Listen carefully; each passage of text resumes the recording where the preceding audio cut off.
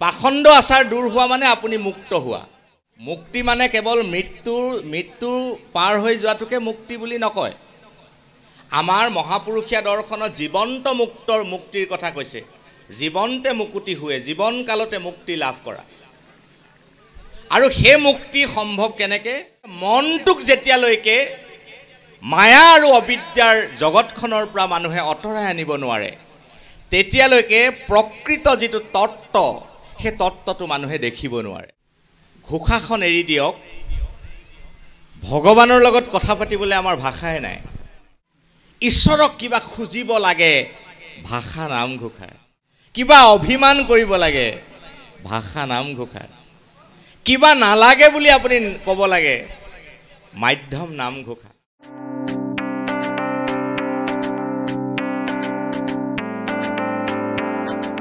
জয় গুৰু শংকৰ। এই পবিত্ৰ সেৱাৰ থলীত সমবেত গুৰুজনাৰ একান্ত সেৱক বাপসকল, আইসকল, যিটি সেৱক পৰিয়ালৰ আতিথ্যত আজি এই অনুষ্ঠান আয়োজন হৈছে। নৱনিৰ্মিত নামঘৰত গুৰু আসন প্ৰতিষ্ঠা, তাৰ ক্ৰম অনুসৰি একাষাৰী পৰম মংগলময় ঈশ্বৰৰ নাম কীৰ্তন, আৰু তাৰ পাছত আয়োজন কৰা নামঘোষা পাঠ আলোচনাৰ এই অনুষ্ঠানত উপস্থিত থকা সকলোকে ভক্তিপূৰ্ণ সেৱা জনাই আপোনাভাৱে অৰ্পণ কৰা দায়িত্ব আমি পালন কৰিবৰ কাৰণে মানস কৰিছোঁ। যিটো দায়িত্ব অৰ্পণ কৰা হৈছে, সুদূৰ ডিব্ৰুগড়ৰ পৰা আহিছোঁ। মূল লক্ষ্য আপোনাভাৱৰ চৰণ দৰ্শন, আৰু তাৰ মাজেৰে দুই এষাৰ কথা অকণমান আলোচনা কৰিম। এই সমগ্ৰ প্ৰক্ৰিয়াখিনিত আপোনাভাৱৰ সহায় সহযোগিতা আমি কামনা কৰিছোঁ, আৰু ভগৱন্তৰ চৰণত শৰণাপন্ন হৈ আপোনাভাৱৰ পৰাও আশীষ কামনা কৰি আমি সেই দায়িত্বৰ কাৰণে বিনম্ৰভাৱে আগবঢ়া হৈছে। জয় গুৰু শংকৰ। কৃষ্ণ কথা কিমান বেছি সময় শুনিছে, সেইটোৱে কৃষ্ণ কথাৰ ক্ৰিয়া বা মহত্বটো নিৰূপণ নকৰে। শুনা সময়কণ কিমান শ্ৰদ্ধা, কিমান আস্থা, কিমান বিশ্বাস আৰু প্ৰত্যয় শুনিছে, তাৰ ওপৰতেই কৃষ্ণ কথাৰ প্ৰভাৱ বা ক্ৰিয়াটো নিৰ্ণয় হয়। সেইকাৰণে সময়টো কম হ'ব। কেইজোপামান পদৰ আমি আলোচনা কৰিম। মই অলপ সময় আগতে আলোচনা কৰিছোঁ। নামঘোষাৰ অনুনাথনা শীৰ্ষক এইকাৰণে বাছি লৈছোঁ, অনুদ্ধৃতা, হৰবাৰ আৰু অনুনাথনা। নামঘোষাৰ এই তিনিটা শব্দ খুব তাৎপৰ্যপূৰ্ণ। তাৰে কেইজোপামান ঘোষা বাপে পাঠ কৰিব, আমি আপোনাভাৱৰ সহযোগত অকণমান আলোচনা কৰিম। কৃষ্ণ কৃষ্ণ হৰে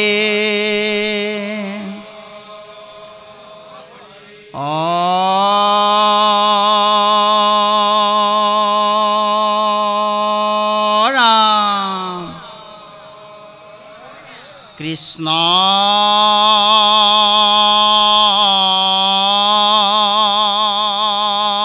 শংকৰ গুৰু হৰে ৰাম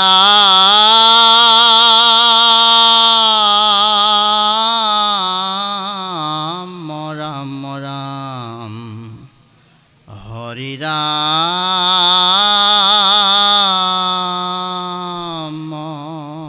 ৰাম।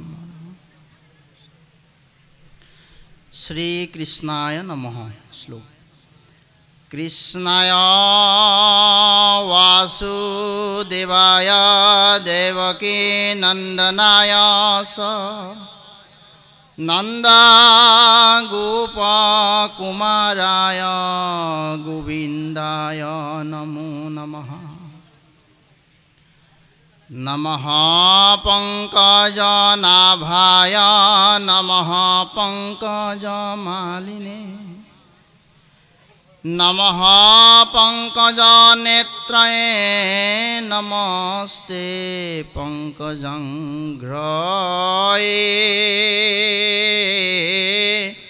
वसुदेवसुतं कृष्णं कंससानुरमर्दनं देवकीर्दयानन्दं कृष्णं वन्दे जगद्गुरुं हरे राम राम मूकं करोति वात्सलं पंगुलं गयते गिरिं यत्किपातमहं वन्दे परमानन्द माधवम् मूकं करोति वात्सलं पंगुलं गयते गिरिं यत्किपातमहं वन्दे परमानन्द माधवम् अनुनाथना तुम्हारे है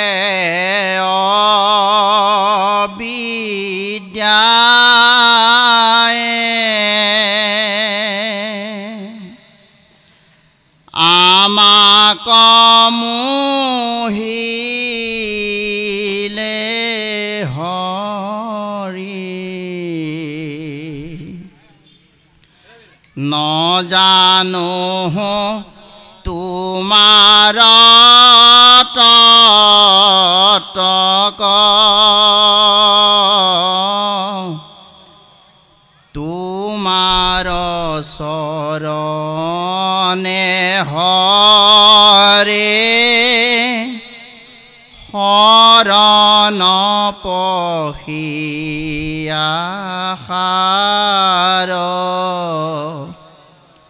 কৰিলো তোমাৰ নামক राम करिलु तोमार नामक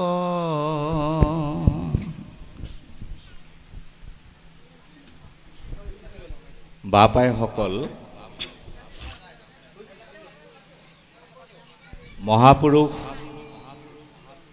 माधवदेवर महाजीवनर कीर्तिस्तम्भ नामघोषा केवल माधवदेवर जीवनरे जे एखन कीर्तिस्तम्भ तेने নহয় आमार जितु महापुरुषिया जीवन आमार जितु आध्यात्मिक जीवन तारो एखन केतियाओ कोनो दिन कोनो क्षणे एरिब नोवारा एखन ग्रंथ बा शास्त्र नामघोषा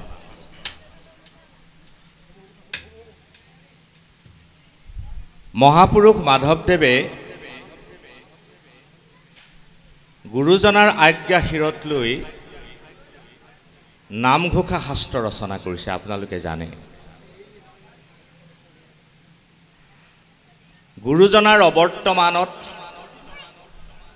माधवदेवे जेटा सुधिছিল तुमाक कत लग पाम तार सम्भेद दिबले जाओते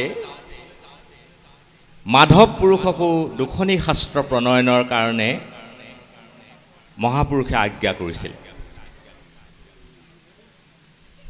अवश्य एटा कथा ठीक नामघोषात सन्निविष्ट हुआ अनेक घोषा और पद आनुष्ठानिकभावे गुरुर পৰা नामघोषा लिखिबले आह्वान करार आगते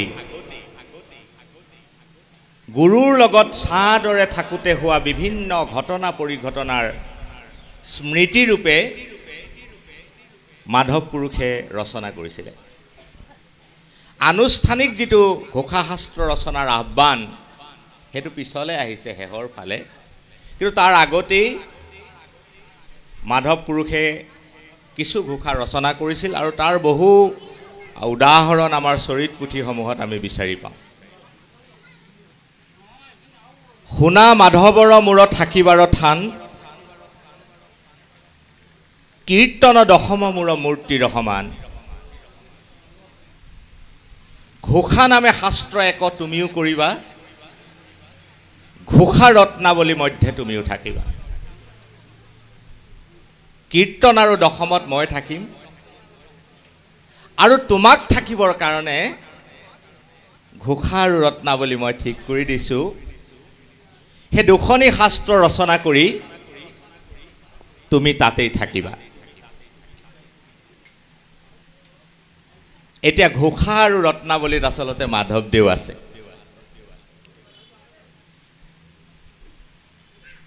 এই ঘোষা শাস্ত্ৰখন পৃথিৱীৰ ভিতৰতে অতুলনীয় শাস্ত্ৰ, কাৰো লগত তুলনা নহয়। বিনুৱাজীয়ে ঘোষাৰ প্ৰশংসা কৰোঁতে, আপোনালোকে জানে যে দক্ষিণ ভাৰতৰ পৰা আচাৰ্য বিনোবা আহিছিল। তেওঁ নামঘোষা সম্পৰ্কে দুখন গ্ৰন্থ প্ৰণয়ন কৰিছে, নামঘোষা হাৰ আৰু নামঘোষা নৱনীত। ভাবক, দক্ষিণ ভাৰতৰ পৰা আহি এই ভাষা শিকি বুজি আমাৰ লখিমপুৰৰ মৈত্ৰী আশ্ৰম, আপোনালোকৰ এইফালেও বিনুৱাজীৰ সেই স্মৃতি আৰু তেওঁৰ জড়িত হৈ আছে। তেওঁ কৈছিল যে নামঘোষাখন এখন জীৱন শাস্ত্ৰ। মানুহৰ জীৱনৰ কাৰণে যিমান প্ৰয়োজন আছে, জীৱনৰ মানে মানুহৰ আধ্যাত্মিক জীৱনৰ যিমান প্ৰয়োজন, মানুহক পাৰমাৰ্থিক জীৱনৰ কাৰণে যিমান প্ৰয়োজন, এই জীৱনৰে নহয় অনন্ত জীৱনৰ আৰু জনমৰ কাৰণে মানুহক যিমান প্ৰয়োজন, সেই সকলোবোৰৰ প্ৰয়োজন পূৰক হৈছে এই নামঘোষাখন। আপুনি এনে কোনো আধ্যাত্মিক জীৱনৰ প্ৰশ্ন আনিব নোৱাৰে যাৰ উত্তৰ নামঘোষাত নাই। আপোনালোকে এনে ভাবি থাককচোন বাৰু, 1.5 ঘণ্টা পাছত কিবা এটা প্ৰশ্ন ওলায় নেকি? আমাৰ পাৰমাৰ্থিক জীৱনৰ এনে কোনো প্ৰশ্ন আৰু জিজ্ঞাসা থাকিব নোৱাৰে যাৰ সমিধান সূত্ৰ এই গ্ৰন্থখনত বা শাস্ত্ৰখনত নাই। সেইকাৰণে এই শাস্ত্ৰখন যেতিয়া মাধৱ মহাপুৰুষে লিখিছে, তেওঁ ইয়াৰ কাৰণে তেওঁ কৈছে ন, মোৰ বল বুদ্ধি চব মই ঘোষাত থৈছোঁ। এই শাস্ত্ৰখন ৰচনা কৰোঁতে তেওঁ 3টা ঠাইৰ পৰা ইয়াৰ বস্তুবিলাক সংগ্ৰহ কৰিছে। মই খুব চমুকে পাতনিৰ দুটামান কথা কৈছোঁ যাতে দুৱাৰখন খুলি আমি ভিতৰত সোমাব পাৰোঁ। প্ৰথম কৈছে, গুৰু সেৱা কৰি মই জীৱা সত্য পাইলোঁ। গুৰুজনাৰ লগত থাকি, গুৰুজনাৰ চৰণ সেৱা কৰি, গুৰুজনাৰ বিশাল পাণ্ডিত্য, প্ৰতিভা, কৃতিৰ সান্নিধ্য পায়, গুৰুজনাৰ কৃপা লাভ কৰি যি সত্য জ্ঞান লাভ কৰিছোঁ, মাধৱ মহাপুৰুষে কৈছে সবাহাকে আনি ঘোষা শাস্ত্ৰক লিখিলোঁ। এটা ঘোষাৰ বুকুত থকা প্ৰথম সম্পদখিনিয়ে হ'ল গুৰুজনাৰ কৃপাত, গুৰুজনাৰ সান্নিধ্যত মহাপুৰুষ মাধৱদেৱে লাভ কৰা সত্য জ্ঞান। দ্বিতীয়তে ক'লে, সমস্ত শাস্ত্ৰক চাই জীৱা তত্ত্ব পাইলোঁ। বিশাল ভাৰতবৰ্ষৰ শাস্ত্ৰ সম্প্ৰদায়,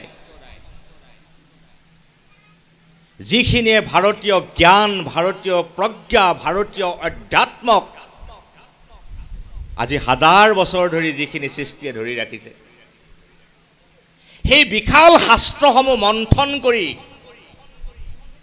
যিকণ তত্ত্ব জ্ঞান পাইলোঁ, সবাহাকে আনি ঘোষা শাস্ত্ৰক লিখিলোঁ, সেই আটাইখিনি সংগ্ৰহণ কৰি আনি, সংগ্ৰহণ মানে ৰিচিপশ্যন, যি পালে তাকে লোৱা নাই, তাক বিচাৰ কৰি বিশ্লেষণ কৰি সংশ্লেষণ কৰি পৰিশীলন কৰি তাৰ তত্ত্ব বস্তুখিনি আনি ঘোষা শাস্ত্ৰ ৰচনা কৰিছে সকলো অনা নাই ৰামায়ণখন আনিছে কাহিনীবোৰ অনা নাই সমগ্ৰ গীতা শাস্ত্ৰকে লৈ আহিছে 18,000 শ্লোকেৰে পৰিবেষ্টিত ভাগৱত পুৰাণ সোমাই আছে এজোকা পদত হয়নে কথাটো তত্ত্বটো আনিছে আৰু তৃতীয়টো ক'লে হৃদীশ্বৰ উপদেশে জীৱা সত্য পাইলো হৃদয়ত থকা ঈশ্বৰে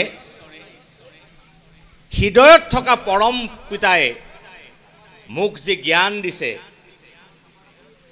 মোক যি বুদ্ধ দিছে মোক যি প্ৰজ্ঞা দিছে সেইখিনিৰে লৈ মই ঘোষা শাস্ত্ৰখন ৰচনা কৰিছোঁ এই তিনিটা সোৰ্স উৎসৰ পৰা মহাপুৰুষ মাধৱদেৱে ঘোষা শাস্ত্ৰ লিখিছে সেইকাৰণে হেম ভাই আপোনালোকে জানে তেওঁ নামঘোষা সম্পৰ্কে 6টা খণ্ডত ঘোষা নামে শাস্ত্ৰ এক তেওঁ 6টা খণ্ডত তেওঁ 6খন গ্ৰন্থ ৰচনা কৰিছে তেওঁ এটা বৰ লাগতিয়াল কথা কৈছে যে নামঘোষাত 3টা ৰস আছে বোলে কি ভাৰতৰ ভক্তি ৰস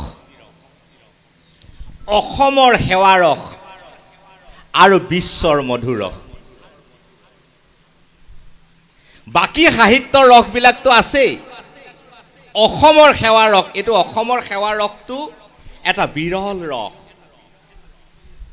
বিশ্বৰ মধুৰ ৰস কি বিশ্ব সাহিত্যত থকা সেই ৰস আৰু ভাৰতৰ ভক্তি ৰস তাৰ মানে ভাৰতবৰ্ষত ভক্তি তত্ত্ব প্ৰধান শাস্ত্ৰসমূহত যি ৰস নিষ্পত্তি হৈছে সেই ভক্তি ৰস এই শাস্ত্ৰখনত সমাহাৰ হৈছে এই শাস্ত্ৰখন যথাৰ্থতে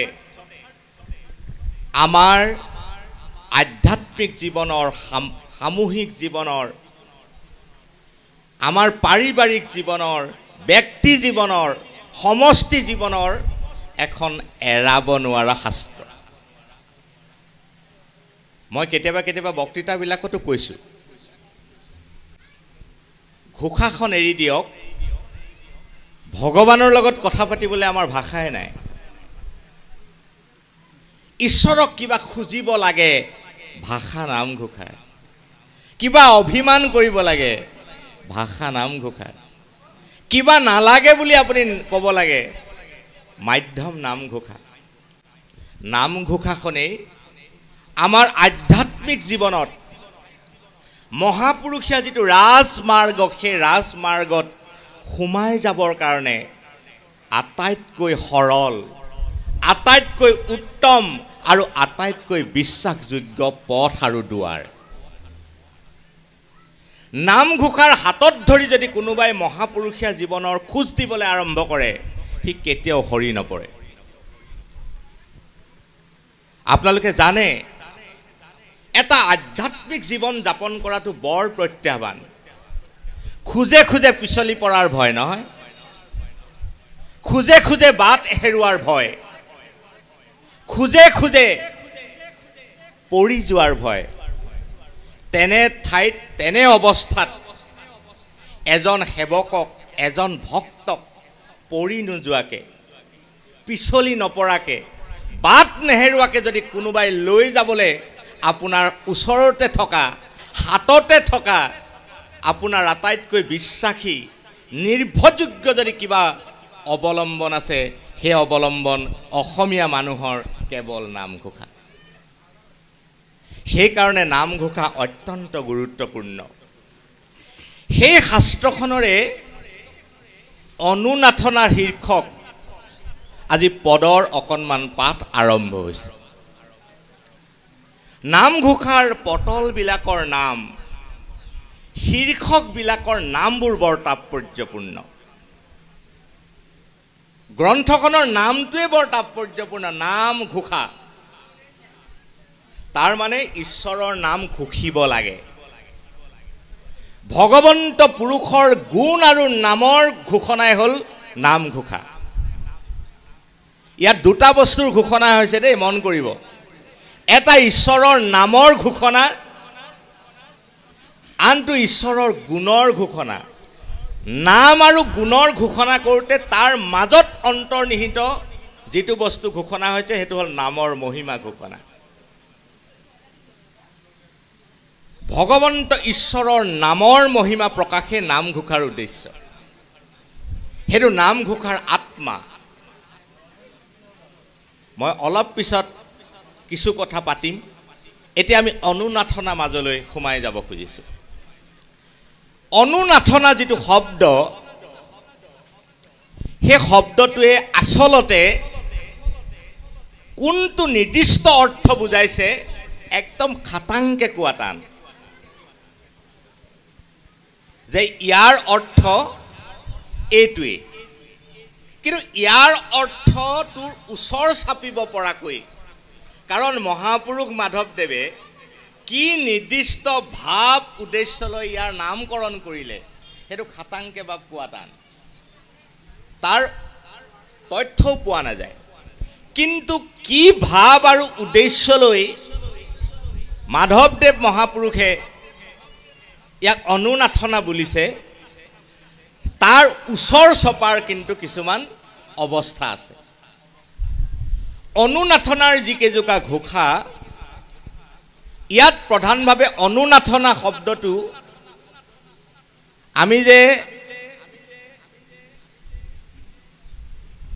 আমি সাধাৰণতে কিছুমান আমাৰ শব্দ ব্যৱহাৰ কৰোঁ। অনুনাথনা শব্দটোৱে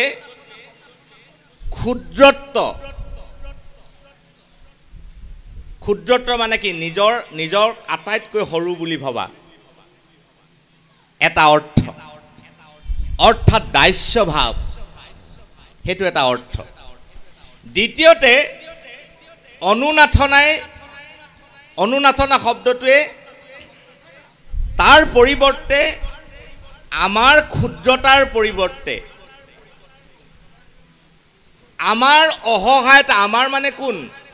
আপুনি মই, আমাৰ ক্ষুদ্ৰতা আৰু অসহায়তাৰ বিপৰীতে ঈশ্বৰৰ নামৰ শ্ৰেষ্ঠতা আৰু বিশালতা,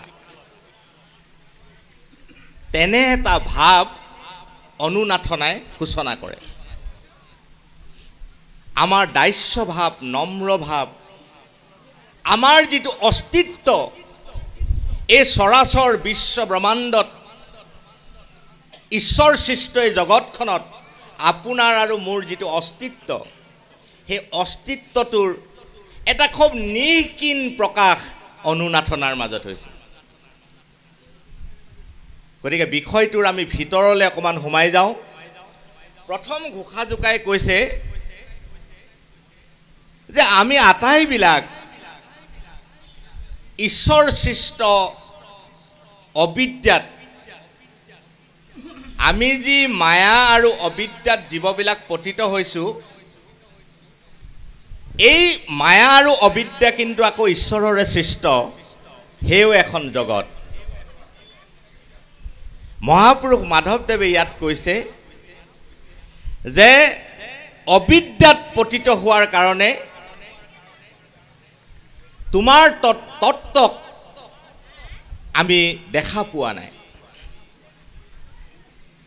অবিদ্যাবিলাকে আমাক চাৰিওফালৰ পৰা আমাক মোহিত কৰি আছে। মহাপুৰুষ মাধৱদেৱে নামঘোষাত দুগচি প্ৰদীপৰ প্ৰাৰ্থনা কৰিছে। মাধৱদেৱে কৈছে যে প্ৰভু, মোক দুগচি চাকি লাগে, মই আন্ধাৰত খেপিয়াই ফুৰিছোঁ, প্ৰভু মোক দুগচি চাকি জ্বলাই তুমি মোক পোহৰৰ ফালে লৈ যোৱা। প্ৰথম গছি চাকি কি? তুৱাগুণ নাম ভকতি প্ৰদীপ চাও ৰাম ৰাম। তজু গুণনাম ভকতি প্ৰদীপ। মাধৱদেৱে প্ৰাৰ্থনা কৰিছে প্ৰভু মোক এগছি চাকিৰ পোহৰ লাগে। প্ৰথম চাকি গছি হৈছে ভকতি প্ৰদীপ। দ্বিতীয় এগছি চাকি প্ৰদীপৰ কথা নামঘোষাত উল্লেখ কৰিছে, অজ্ঞান তিমিৰ নাখিয়া বিজ্ঞান প্ৰদীপ প্ৰভু দিওঁক। প্ৰথম গছি হ'ল ভকতি প্ৰদীপ আৰু দ্বিতীয় গছি কৈছে বিজ্ঞান প্ৰদীপ। ঈশ্বৰৰ চৰণত মহাপুৰুষ মাধৱদেৱে প্ৰাৰ্থনা কৰিছে যে এই দুগছি চাকিৰ পোহৰ মোক লাগে প্ৰভু। এগছি ভকতি প্ৰদীপ, যি গছি জ্বলাৰ লগে লগে ভিতৰৰ সকলো আন্ধাৰ নিমিষতে নাইকিয়া হৈ যায়। আৰু আন এগছি চাকি বিজ্ঞান প্ৰদীপ, যি গছি চাকিৰে আমাৰ বুধ অজ্ঞানতাৰ বাবে, বুধহীনতাৰ বাবে আমি যি আন্ধাৰত পতিত হওঁ সেই অৱস্থাৰ পৰা মই মুক্ত হ'ব পাৰিম। গতিকে এগছি বিজ্ঞান প্ৰদীপ আৰু এগছি আমাৰ ভক্তি প্ৰদীপ, দুগছি চাকি মহাপুৰুষে প্ৰাৰ্থনা কৰিছে ভগৱন্তৰ চৰণত। আৰু কৈছে যে তুমি এই দুগছি চাকিৰ অকণমান পোহৰ যদি মোক দিয়া প্ৰভু, মই ইয়াৰ পৰা মুকলি হৈ যাব পাৰিম। অবিদ্যা শব্দটো আপোনালোকক তাৰ আগতে মই এটা কথা ক'ব খুজিছোঁ। নামঘোষা শাস্ত্ৰখন এখন দাৰ্শনিক গ্ৰন্থ, যিটোক বেদান্ত বুলি কয়। উপনিষদ বেদৰ শেষত ৰচনা হৈছে, শেষ ভাগ। বেদান্ত দৰ্শনৰ জটিল জটিল যিবোৰ কথা, যিবোৰ তত্ত্ব, সেইবোৰ কিন্তু নামঘোষাৰ মাজত আছে। কিন্তু মাধৱদেৱে বৰ কোমলকৈ তাক প্ৰকাশ কৰিছে। সেইকাৰণে কোৱা হৈছিল বোলে নামঘোষাখন বগৰীৰ নিচিনা, পকা বগৰী। পকা বগৰীৰ ওপৰৰ অংশটো বৰ কোমল, বৰ সোৱাদ, কিন্তু গুটিটো বৰ টান। কোনোবাই ভাঙিব পাৰিব নেকি? গুটি মানুহে ভাঙিব নোৱাৰে। অৰ্থাৎ নামঘোষাত পকা বগৰীৰ নিচিনা ওপৰৰ এটা বৰ কোমল আৰু সোৱাদ অংশ আছে, কিন্তু ভিতৰত ভাঙিব নোৱাৰা টান গুটি এটা আছে। সেই টান গুটিটো হ'ল ফিলচফি, দৰ্শন। এতিয়া এই যে ক'লো অবিদ্যা মানে কি, নামঘোষাৰ প্ৰথম ঘোষাজোকাতে মুক্তিটো নিস্পৃহ আছে। মুক্তি কাক বোলে? মুক্তি প্ৰকাৰ কি? কোনবিধ মুক্তি কেনেকৈ প্ৰাপ্ত কৰে, ইয়াৰ যদি আপুনি আলোচনা কৰে তেতিয়াহ'লে দৰ্শনৰ এটা গভীৰ এখন জগতত আপুনি সোমাব লাগিব। কিন্তু মহাপুৰুষ মাধৱদেৱে দৰ্শনৰ সেই জটিল কথাবিলাকক একদম সৰল কৰি আনিছে। মায়া মানে কি? তোমাক পাহৰাটোৱে মায়া। অবিদ্যা মানে কি? তোমাক নিচিনাটোৱে অবিদ্যা। একদম সহজ কৰিছে। যি কথাই কৃষ্ণক পাহৰাই সেই কথাই মায়া। যাক পালে কৃষ্ণক পাহৰে সিয়ে অবিদ্যা। যি জ্ঞানে, যি চিন্তাই, যি বোধে, যি বিষয়ে, যি প্ৰসংগই আপোনাক হৰিক পাহৰাই দিয়ে, কৈছে সেয়ে হ'ল অবিদ্যা। অবিদ্যাৰ আন্ধাৰ ভিতৰত থকালৈকে পৰম তত্ত্ব বা পৰম সত্যৰ কেতিয়াও জ্যোতি দৰ্শন কৰাটো সম্ভৱ নহয়। সেইকাৰণে অবিদ্যাবিলাক নাশ কৰিব লাগিব। এতিয়া অবিদ্যাবোৰ কেনেকৈ উৎপন্ন হয়? অবিদ্যা উৎপন্ন হোৱাৰ তিনিটা ঠাই। আমাৰ আপোনালোকে জানে, মহাপুৰুষ শ্ৰীমন্ত শংকৰদেৱ গুৰুজনাই জ্ঞান মাৰ্গতকৈ ভক্তি মাৰ্গক শ্ৰেষ্ঠতা প্ৰদান কৰিছে। জ্ঞানত বন্ধন আছে, ভক্তিত কিন্তু বন্ধন নাই। ভক্তিত অপ্ৰয়াস মুক্তি আছে। সেইকাৰণে ভক্তি কৰিলে মুক্তিক বাঞ্ছাই কৰিব নালাগে। মহাপুৰুষ মাধৱদেৱে নামঘোষাৰ আৰম্ভণিতে মুক্তিটো নিস্পৃহ ভক্তজনকে নমস্কাৰ কৰিছে। আৰু মুক্তিৰ পৰিৱৰ্তে নহয়নে ৰসময় ভক্তিক প্ৰাৰ্থনা কৰিছে। ৰসময় ভক্তিত মুক্তি নিজে নিজে প্ৰাপ্ত হয়। মুক্তি আৰু বাঞ্ছা কৰিব নালাগে অবিদ্যা উৎপন্ন হয় মনৰ পৰা অবিদ্যাৰ মূল ঠাইডোখৰ হ'ল মানুহৰ মন আৰু এই মনটোৱে হ'ল ইন্দ্ৰিয়বিলাকক বিষয় আৰু মায়াত জড়িত কৰাৰ মূল নিৰ্ণায়ক শক্তিটোৱে হ'ল মানুহৰ মনটো গতিকে মনটোক যেতিয়ালৈকে মায়া আৰু অবিদ্যাৰ জগতখনৰ পৰা মানুহে আঁতৰাই আনিব নোৱাৰে তেতিয়ালৈকে প্ৰকৃত যিটো তত্ত্ব সেই তত্ত্বটো মানুহে দেখিব নোৱাৰে যেনেকৈ জণ্ডিছ ৰোগে সব হালধীয়া দেখে কিন্তু বস্তুটোতো হালধীয়া নহয় আসলতে জ্ঞান মানে কি অবিদ্যা মানে বুজিলো বিদ্যা মানে কি বিদ্যা মানে হ'ল দৃষ্টি দৃষ্টি মানে চোৱা নহয় দৃষ্টি মানে দৰ্শন আপুনি একেবাৰে ওচৰত লৈ চাওকচোন নেদেখে বহুত দূৰলৈ লৈ যাওক নেদেখে দৃষ্টি মানে অকল চোৱা নহয় মহাপুৰুষ মাধৱদেৱে নামঘোষাত কৈছে যে দৃষ্টি মানে হ'ল কি দৃষ্টি মানে হ'ল এটা বিচাৰ যিটো বিচাৰে আপোনাক প্ৰকৃত সত্য বস্তুটো শুদ্ধ বস্তুটো সনাতন বস্তুটো বাছি লোৱাত আপোনাক সহায় কৰে সাংসাৰিক মানুহবিলাকে আমি সব সাংসাৰিক দেই অকল বিয়া বাৰু কৰি পৰিয়াল এটা লৈ থকা লোকসকলকে সাংসাৰিক বোলে এনে নহয় আমি প্ৰত্যেকেই বহল অৰ্থত সকলো সাংসাৰিক আমি সাংসাৰিক মানুহবিলাকে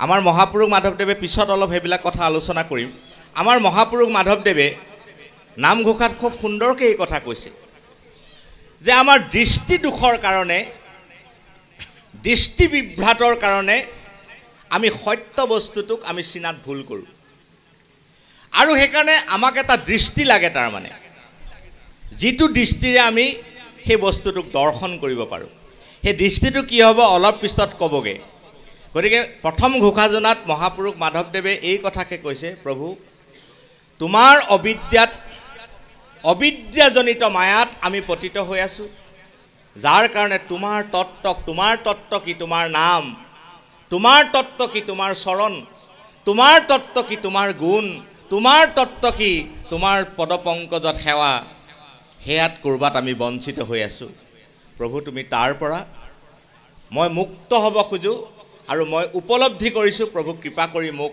তাৰ পৰা মুকলি কৰি দিয়া অকমান যাওক কৃষ্ণ হে কৃষ্ণ তুমি মাত্ৰ চৈতন্য স্বৰূপ নিত্য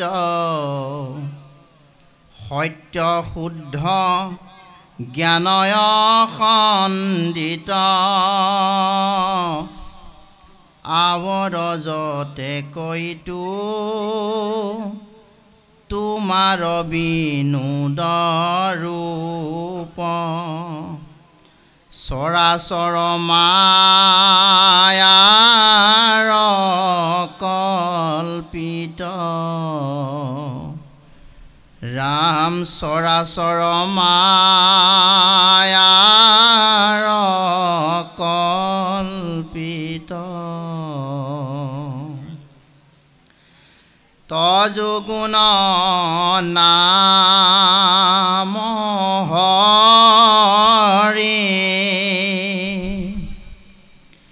কেৱলে নিৰ্গুণ মাত্ৰ আৱৰ সমস্তে গুণময়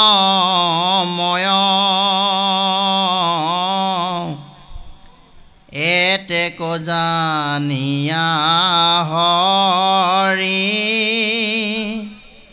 তোমাৰ নাম মাত্ৰ কৰিলো সাৰ কৃপা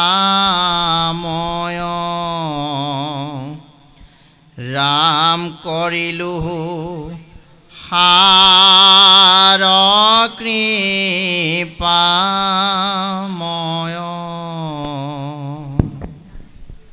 মহাত্মা গান্ধীক এবাৰ এজন শিষ্যই এটা প্ৰশ্ন কৰিছিলে যে গান্ধীজী, আপোনাৰ দৃষ্টিত সংসাৰত আটাইতকৈ টান কামটো কি? তেতিয়া গান্ধী কিছু সময় মৌন হৈ ৰৈছিল। কাৰণ জ্ঞানী মানুহে পটককৈ উস্তাদি নামাৰে, কিছু চিন্তা চৰ্চা কৰি ধীৰ স্থিৰে নিজৰ মতটো প্ৰকাশ কৰে, নহয়? জ্ঞানী লোকৰ লক্ষণ সেইটো। গান্ধীজীয়ে তেতিয়া চিন্তা কৰি গান্ধীজীয়ে এটা উত্তৰ দিলে যে টান কামটো হ'ল নিৰ্ণয় কৰাটো। নিৰ্ণয় কৰা মানে বাছি লোৱাটো। বাছি লোৱা মানে সিদ্ধান্ত ল'ব পৰাটো। আমাৰ গোটেইবিলাক সমস্যাৰ মূলতে এইটোৱেই, আমি বাছি ল'ব নোৱাৰোঁ, আমি নিৰ্ণয় কৰি ল'ব নোৱাৰোঁ কোনটো ৰাস্তাই আহিম। এতিয়া মই যেতিয়া ডিব্ৰুগড়ৰ পৰা আহি আছোঁ, বাটতে দুটা ৰাস্তা পাইছোঁ, কোনটোৰে যাম? সিদ্ধান্তটো মই তাতে কৰিব লাগিব, নহয়? দুটা নামঘৰ, কোনটোত থাকিম? বহুত সমাজ, ক'ত সোমাম? ভিন্নতাৰ মাজত, বহুত্বৰ মাজত মূলটো বাছি লোৱাত মানুহে ভুল কৰে, নিৰ্ণয় কৰিব পৰা নাই। এতিয়াও আমাৰ মানুহে শাস্ত্ৰ পঢ়ি পঢ়ি পঢ়ি পঢ়ি পঢ়ি পঢ়ি শাস্ত্ৰ পুৰণি কৰি দিছে, কিন্তু পথটো ল'ব পৰা নাই। এইটোৱে হ'ল আমাৰ আটাইতকৈ ডাঙৰ সমস্যা। এইটো এটা বিভ্ৰান্তি। মহাপুৰুষ মাধৱদেৱে আমাক কৃপা কৰি জগতৰ প্ৰকৃত সত্য, প্ৰকৃত শুদ্ধ, প্ৰকৃত নিত্য, প্ৰকৃত সনাতন, প্ৰকৃত শাশ্বত, প্ৰকৃত প্ৰয়োজন কোন, এইটো নামঘোষাত খুটি মাৰি দিলে। ঈশ্বৰ কৃষ্ণৰ বাহিৰে সকলো জগতখন অশাশ্বত, তাৰমানে মিছা। সত্য কেৱল ঈশ্বৰ, হয় নে নহয়? গান্ধীজীয়ে ঈশ্বৰে সত্য আৰু সত্য ঈশ্বৰ, গান্ধীয়ে দুটা কোৱা নাই জানো? প্ৰথমতে সত্য ঈশ্বৰ, ঈশ্বৰে সত্য, সেইটো গান্ধীৰ পিছৰ অনুভৱ। কৃষ্ণ একমাত্ৰ সত্য, কৃষ্ণ একমাত্ৰ সনাতন, একমাত্ৰ সংসাৰৰ শাশ্বত বস্তু কৃষ্ণ। এটা ডাঙৰ কথা প্ৰভুসকল, এই যে কৃষ্ণ যিটো শব্দ, মহাপুৰুষ শ্ৰীমন্ত শংকৰদেৱ আৰু মাধৱদেৱে কৃষ্ণ তত্ত্বটোক, মহাপুৰুষ শংকৰদেৱ আৰু মাধৱদেৱে কিছু এক্সটেণ্ড, ইয়াক অলপ বিস্তাৰ ঘটাইছে। কৃষ্ণ মানে কোন? কৃষ্ণ মানে পৰম দেৱতাজন, নহয়নে? কৃষ্ণ মানে কোন? কৃষ্ণ আমাৰ উপাস্য তত্ত্ব, কৃষ্ণ। কিন্তু কৃষ্ণক উপাস্য তত্ত্বৰ লগতে পৰম তত্ত্বৰ লগত মহাপুৰুষ শংকৰদেৱ আৰু মাধৱদেৱে কৃষ্ণ তত্ত্বটোক কিন্তু আৰু অলপ বিস্তাৰিত ৰূপত আমাৰ ওচৰলৈ আনিছে। কৃষ্ণ মানে কোন? কৃষ্ণ মানে সংস্কৃতি, কৃষ্ণ মানে মূল্যবোধ, কৃষ্ণ মানে জীৱন দৰ্শন, কৃষ্ণ মানে পোহৰ, কৃষ্ণ মানে আনন্দ, কৃষ্ণ মানে শান্তি, কৃষ্ণ মানে ধুনীয়া, কৃষ্ণ মানে হাঁহি, নহয় বাপ? কৃষ্ণ মানে সকলো। সেইকাৰণে আমাৰ জ্যোতিপ্ৰসাদ আগৰৱালাই এখন নাটক লিখিছে কাৰেঙৰ লিগিৰি তাত সুদৰ্শন নামৰ এটা ডেকা ল'ৰা এটাই কৃষ্ণক লৈ এটা গীত গাইছে মোৰ জীৱনৰে সখা কৃষ্ণ বজাও কি সুৰে বেনু এটা আধুনিক মনৰ ডেকা ল'ৰা সুদৰ্শন এটা প্ৰশ্ন হ'ল সেই সুদৰ্শনৰ মুখত জ্যোতিপ্ৰসাদে কিয় এই গীতটো দিলে সুদৰ্শনে কেতিয়া সেই গীতটো গাইছে জানেনে যেতিয়া সুদৰ্শনৰ জীৱনলৈ সংঘাত আহিছে সুদৰ্শনে যেতিয়া চাৰিওফালে জীৱনৰ আন্ধাৰ দেখিছে বাট বিচাৰি পোৱা নাই মানসিক আৰু আধ্যাত্মিক এক ধৰণৰ যন্ত্ৰণাত সুদৰ্শন ছটফটাইছে তেতিয়া সুদৰ্শনে জীৱনলৈ মাতিছে কৃষ্ণক তাৰ মানে কি জীৱনৰ যন্ত্ৰণা পাৰ হ'বলৈ আন্ধাৰত খেপিয়াই ফুৰা জীৱন এটাক পোহৰৰ ফালে নিবলৈ ধুমুহা আৰু হুমুনিয়াহত সকলো হেৰুৱা মানুহে নতুনকৈ জীৱন এটা ঘূৰাই পাবলৈ সংগ্ৰাম কৰিবলৈ কৃষ্ণ আমাৰ কাৰণে এটা প্ৰেৰণা সেইকাৰণে কৃষ্ণক কি বুলি কৈছে তুমি প্ৰিয়তম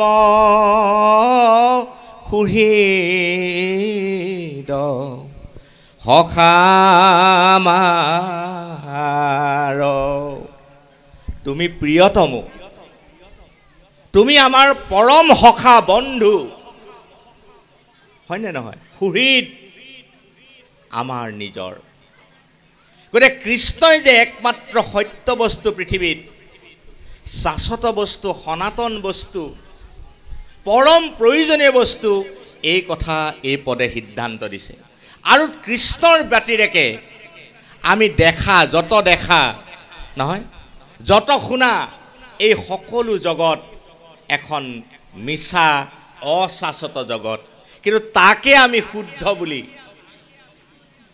তাকে সঁচা বুলি ভাবি আমি মায়াত পতিত হৈ আছো কিন্তু এই যিখন জগত আৱৰ যতেকৈ ইটো তোমাৰ বিনোদ ৰূপ চৰাচৰ মায়াৰ কল্পিত আমি যিখন চৰাচৰ জগত দেখিছো এইখনো কিন্তু মায়া ঈশ্বৰৰ মায়াৰ দ্বাৰা সৃষ্ট এখন জগত গতিকে এইখন জগতৰ পৰা এইখন জগতত থাকি এইখন জগতৰ মাজতে আমি আমাৰ গতি আমি আমাৰ মুক্তি নহয় আমি আমাৰ ভক্তি আমি প্ৰাপ্ত কৰিবৰ কাৰণে সেই প্ৰকৃত সত্য বস্তু ঈশ্বৰ কৃষ্ণৰ যেটো হাৰ বস্তু সেই হাৰ বস্তুটো আমি চিনি ল'ব লাগিব আৰু নাম ঘোষাই তাকে কৈছে মাধৱদেৱে এতেকে জানিয়া হৰি তোমাৰ নামক মাত্ৰ কৰিলেহু হাৰ কৃপাময় হাৰটোক কৈছে যে এতিয়া মই চিনি পালো আমি সেই হাৰ বস্তুটো আমি চিনাকি হৈ ল'ব লাগে যে এই সংসাৰত হাৰ বস্তু কেৱল ঈশ্বৰৰ নাম নামৰ ব্যতিৰেকে সকলো অসাৰ সেই সত্যটোকে ইয়াত কৈছে জপ মহিমা কৃষ্ণ পাদ পংকজৰ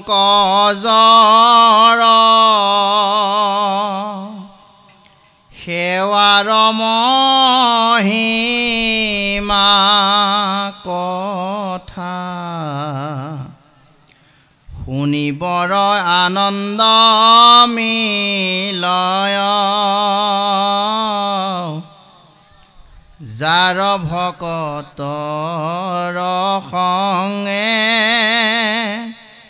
সৰ্বপুৰুষাৰ্থ শিৰে চৰিয়াতি কৌতুক কৰয়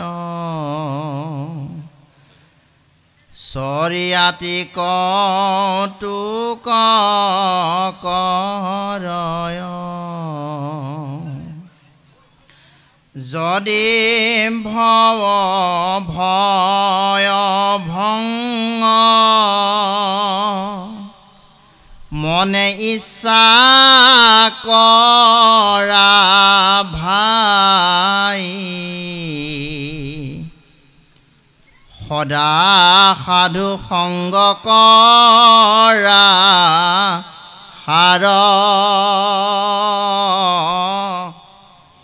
এক ক্ষণ মানে মাত্ৰ কেৱল সাধুৰ সংগে হুৱে নাৱ ভৱতৰিবাৰ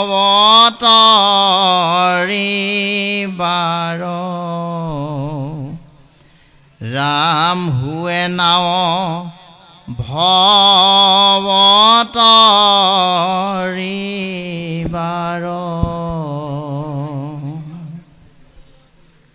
মানুহৰ জীৱনত সৎসংগৰ যিটো প্ৰয়োজনীয়তা,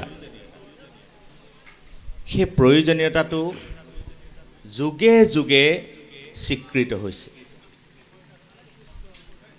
মহাপুৰুষ মাধৱদেৱৰ নামঘোষাত সন্তৰ কৃপাত সুবাসনা, সুখে পুৰুষক পাৱে জানা, সুৱে দুৰ্বাসনা সন্তৰ মনকোপত।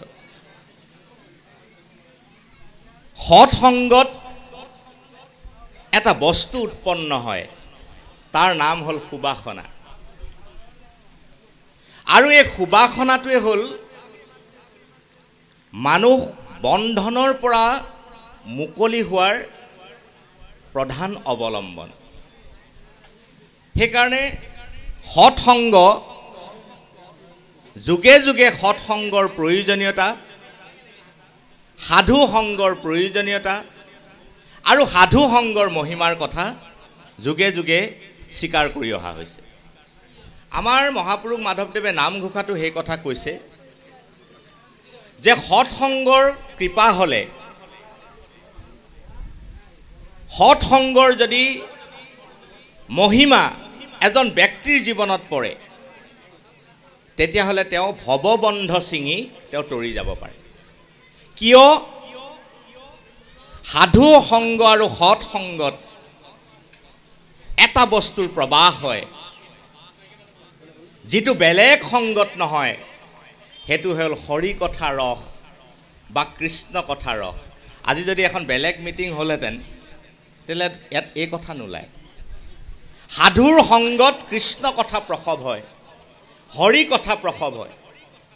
সেইকাৰণে সাধু সংগ অনুসৰণ কৰি মহাপুৰুষ মাধৱদেৱে ঘোষাতে কৈছে, সেইকাৰণে পাখণ্ড আচাৰখিনি মানুহে দূৰ কৰিব পাৰে। পাখণ্ড আচাৰ দূৰ হোৱা মানে আপুনি মুক্ত হোৱা। মুক্তি মানে কেৱল মৃত্যু পাৰ হৈ যোৱাটোকে মুক্তি বুলি নকয়। আমাৰ মহাপুৰুষীয়া দৰ্শনত জীৱন্ত মুক্তিৰ কথা কৈছে। জীৱন্তে মুকুতি हुए, জীৱন কালতে মুক্তি লাভ কৰা। আৰু সেই মুক্তি সম্ভৱ কেনেকৈ কৈছে যে সাধু সংগৰ দ্বাৰা, সাধু সংগৰ প্ৰভাৱত, সাধুৰ সংগত কৰা শ্ৰৱণ কীৰ্তন যোগেদি আপোনাৰ সেয়া সম্ভৱ হৈ যায়। কাৰণ সাধুৰ সংগত প্ৰকাশ হয় ৰামকৃষ্ণ নাম। ঈশ্বৰৰ এটা নামে, ঈশ্বৰৰ নামৰ অকণমান মহিমাই এজন ব্যক্তিৰ জীৱনত যিমান প্ৰভাৱ পেলায়, সেই প্ৰভাৱ আন একো বস্তুৰে তাক তুলনা কৰিব নোৱাৰে। সেইকাৰণে মহাপুৰুষ মাধৱদেৱে ঘোষাত আপোনালোকে জানে ঈশ্বৰৰ বহুত নাম আছে, নাই জানো? সেইকাৰণে বিষ্ণু সহস্ৰ নাম বুলি কয়। শুনিছে নাই? বিষ্ণু সহস্ৰ নাম শুনিছে? 1001, কিন্তু গুণ নাম এইবিলাক, মূল নাম এক। নামবিলাক তেনেকৈ ভাগ হৈছে, অস্তুতৰ শতনাম, অষ্টনাম, 4 নাম, 1 নাম নহয়। আমাৰ নামঘোষা শাস্ত্ৰত মাধৱ পুৰুষে আটাইতকৈ বেছি ব্যৱহাৰ কৰিছে 3টা নাম, ৰাম, কৃষ্ণ আৰু হৰি। আজি মই কাম এটা দিম বাপসকলক। এই যে ৰামকৃষ্ণ নাম আটাইতকৈ বেছি ব্যৱহাৰ কৰিছে। 881 বাৰ হৰি বুলি মাতিছে। হৰি শব্দটো 881 বাৰ আছে ঘোষাত। 839 বাৰ ৰাম আছে। ঈশ্বৰক কিমানবাৰ মাতিছে ঘোষাত চাওক 881 বাৰ হৰি হৰি হৰি হৰি বুলি মাধৱদেৱে চকুলো পেলাইছে 839 বাৰ ৰাম ৰাম ৰাম ৰাম ৰাম বুলি মাধৱ পুৰুষে কাতৰ প্ৰাৰ্থনা কৰিছে ঈশ্বৰক এটা মই এটা কাম দিছোঁ কৃষ্ণ নামটো কেইবাৰ আছে আপোনালোকে এবাৰ হিচাপ কৰি চাব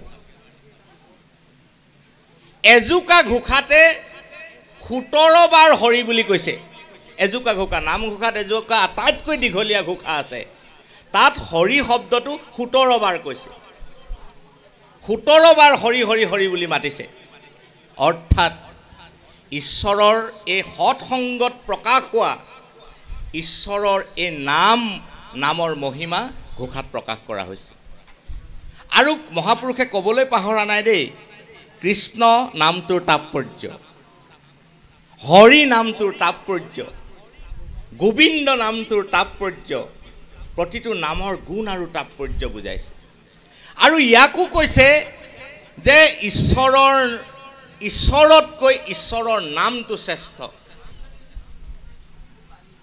মহাপুৰুষে কৈছে নে বুলহু ৰাম নামে মুকুতি নিদানা ৰাম বোলা আৰু মুক্তি প্ৰাপ্ত কৰা এই নাম ইমান শক্তিশালী বুলিতে এজনে ৰাম বুলিলে বাকীসকলে শুনি তৰি যাব পাৰে সেইকাৰণে ঘোষাত কৈছে হে প্ৰাণ প্ৰভু ৰঘুপতি ৰাম ৰাম ৰাম ৰাম তোমাতো কৰিয়া তজু গুণ নাম ছাৰ বিনা হেতু বন্ধ কৰি নৰে ৰাম ৰাম ৰাম ৰাম অপাৰ সংসাৰ সমুদ্ৰ হুৱে পাৰ হেতু বন্ধন নকৰাকৈ এই সংসাৰ সমুদ্ৰখন যদি কোনোবাই পাৰ হৈ যাব খুজিছে তেতিয়াহ'লে ৰাম বোলক হৰি বোলক কৃষ্ণ বোলক ৰাম বোলোতে কৃষ্ণ বোলোতে হৰি বোলোতে ৰাম বুলিবলৈ কৃষ্ণ বুলিবলৈ হৰি বুলিবলৈ এখন হৰি ভকতৰ এখন সমাজৰ প্ৰয়োজন হ'ব গুৰুজনে ৰাম বোলোতে কৃষ্ণ বোলোতে হৰি বোলোতে যাতে এখন হৰি ভকতৰ সমাজ ৰচনা হয় সেইখন সমাজত যাতে মানুহে সৎসংগ প্ৰাপ্ত কৰিব পাৰে তাৰো ব্যৱস্থা কিন্তু মহাপুৰুষে ঠিক কৰি থৈ গৈছে সেইকাৰণে সাধু সংগৰ বহুত প্ৰয়োজনীয়তা আছে সাধু সংগৰ প্ৰভাৱত ব্যক্তিৰ জীৱন বদলি যায় গুৰুজনক মাধৱ পুৰুষে লগ পাইছে চাওক লগ পোৱাৰ পিছত মাধৱদেৱৰ জীৱনৰ দুটা পৰ্ব এটা শাক্ত মাধৱ আৰু তাৰ পিছত বৈষ্ণৱ মাধৱ সৎসংগ প্ৰাপ্তিয়ে মাধৱদেৱতকৈ আৰু ডাঙৰ উদাহৰণ নালাগে নহয় বাৰু সৎসংগৰ প্ৰাপ্তিয়ে শাক্ত মাধৱক এই পৰম বৈষ্ণৱ মহাপুৰুষ মাধৱদেৱলৈ ৰূপান্তৰ ঘটাইছে গতিকে জীৱনলৈ যদি কোনোবাই ৰূপান্তৰ আনিব খোজে ৰূপান্তৰ মানে কি কাপোৰ কানিৰে মানুহ এটা সলনি হোৱাটো নহয় চিন্তাৰে বিচাৰেৰে আচৰণেৰে ভাৱেৰে দৰ্শনেৰে এজন মানুহ সলনি হোৱাটো সেই ৰূপান্তৰণাত সৎসংগই পৰম মহৌষধৰ নিচিনা ব্যক্তিৰ জীৱনত কাম কৰে সেইকাৰণে মহাপুৰুষেও প্ৰাৰ্থনা কৰিছে সৎসংগ দিয়া ভৱ যদি সংসাৰ তৰি যাব খুজিছে মোক সৎসংগ লাগে দুটা কথা সৎসংগ দুটা ৰূপত আপুনি লাভ কৰে কেতিয়াবা ব্যক্তি ৰূপত আজি আপোনাসকলক এটা এটা ব্যক্তি সত্তা ৰূপত মই সৎসংগ পাইছোঁ কিন্তু অলপ পিছততো মই নাপাম সৎসংগ অকল ব্যক্তিয়ে নহয় শাস্ত্ৰও কিন্তু সৎসংগ একোখন শাস্ত্ৰ মানুহৰ জীৱনৰ শ্ৰেষ্ঠ সৎসংগ জীৱনৰ এনে অৱস্থা আছে য'ত কোনো ব্যক্তি আপোনাৰ ওচৰলৈ আহিব নোৱাৰে আপুনি তেওঁৰ ওচৰলৈ যাব নোৱাৰে তেনে এটা অৱস্থাৰ ফালেতো আমি আটাই গৈ আছোঁ নহয় জানো এটা দিন আহিব আপুনি সৎসংগলৈ যাব নোৱাৰে আৰু সৎসংগও হয়তো আপোনাৰ ওচৰলৈ আহিব নোৱাৰিব ধৰক কৰোণা কালতে ভকত এজন আহিলেও এতিয়া আমি স্পৰ্শ কৰি ভকতক যেনেকৈ আমি অকণমান স্পৰ্শ কৰিব নোৱাৰা হৈ গৈছিলোঁ হ'ব পাৰে তেনে অৱস্থাটো আপোনাৰ লগত শাস্ত্ৰৰূপী সৎসংগ কিন্তু আপোনাৰ লগত থাকিব সেইকাৰণে মাধৱ পুৰুষে ঘোষাত কৈছে যে জীৱনত তিনিটা বস্তুক লগত ৰাখিবলৈ কৈছে। এটাক কৈছে শাস্ত্ৰ, দ্বিতীয়টোক কৈছে গুৰু আৰু তৃতীয়টোক কৈছে উপদেশ। শাস্ত্ৰ, গুৰু আৰু উপদেশ। যদি শাস্ত্ৰ আপোনাৰ কাষত, গুৰু আপোনাৰ লগত, উপদেশ আপোনাৰ শিৰত, কেতিয়াও আপুনি পথৰ পৰা খহি নপৰে। সেইকাৰণে সৎ সংগ প্ৰাপ্ত কৰিব লাগে। আৰু এনেবোৰ আলোচনাই আচলতে আন কি দিব নিদিয়ে ডাঙৰ কথা নহয়, এটা সৎ সংগৰ শক্তি, সৎ সংগৰ এটা পৰিৱেশ ৰচনা কৰি দিয়ে। আৰু এই সৎ সংগই কিন্তু কৃষ্ণ ভক্তক, এই সৎ সংগই কৃষ্ণ কথা আলোচনা কৰা সংগ, কেৱল কৃষ্ণ কথা চৰ্চা হোৱা সংগকে কিন্তু এই সৎ সংগই বুজাইছে।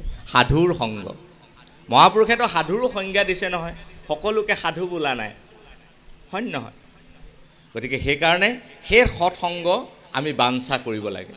মাধৱ মহাপুৰুষে তেওঁ বিচৰা মানে তেওঁ বিচৰা নহয়, সেইটো আমাৰ সকলোৰে হৈ বিচাৰিছে। নামঘোষাখন মাধৱদেৱৰ হৃদয়ৰ কেৱল ভাষা নহয়, সকলো ভকতৰ উমৈহতীয়া কণ্ঠস্বৰ নামঘোষা, উমৈহতীয়া। আপোনাৰ মোৰ চবৰে, নাজানো হো আবাহন, নজানো হো আবাহন, মাধৱদেৱৰ নহয়, আপোনাৰো মোৰো, আমাৰ সকলোৰে। যাওক। হৰে কীৰ্তনৰ মহা আনন্দ সূচক আশে, কতু কতু সমমহাজনে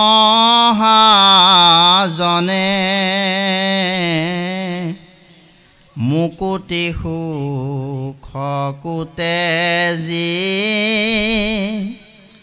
মহন্ত জনৰ সংগ, খোজে আতি কৃষ্ণৰ চৰণে, খোজে আতি কৃষ্ণৰ চৰণে।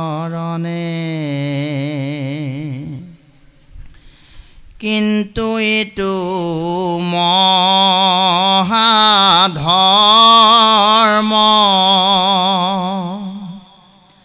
মাধৱৰ জন্ম কৰ্ম, বেদে যাৰ নজানে মহিমা,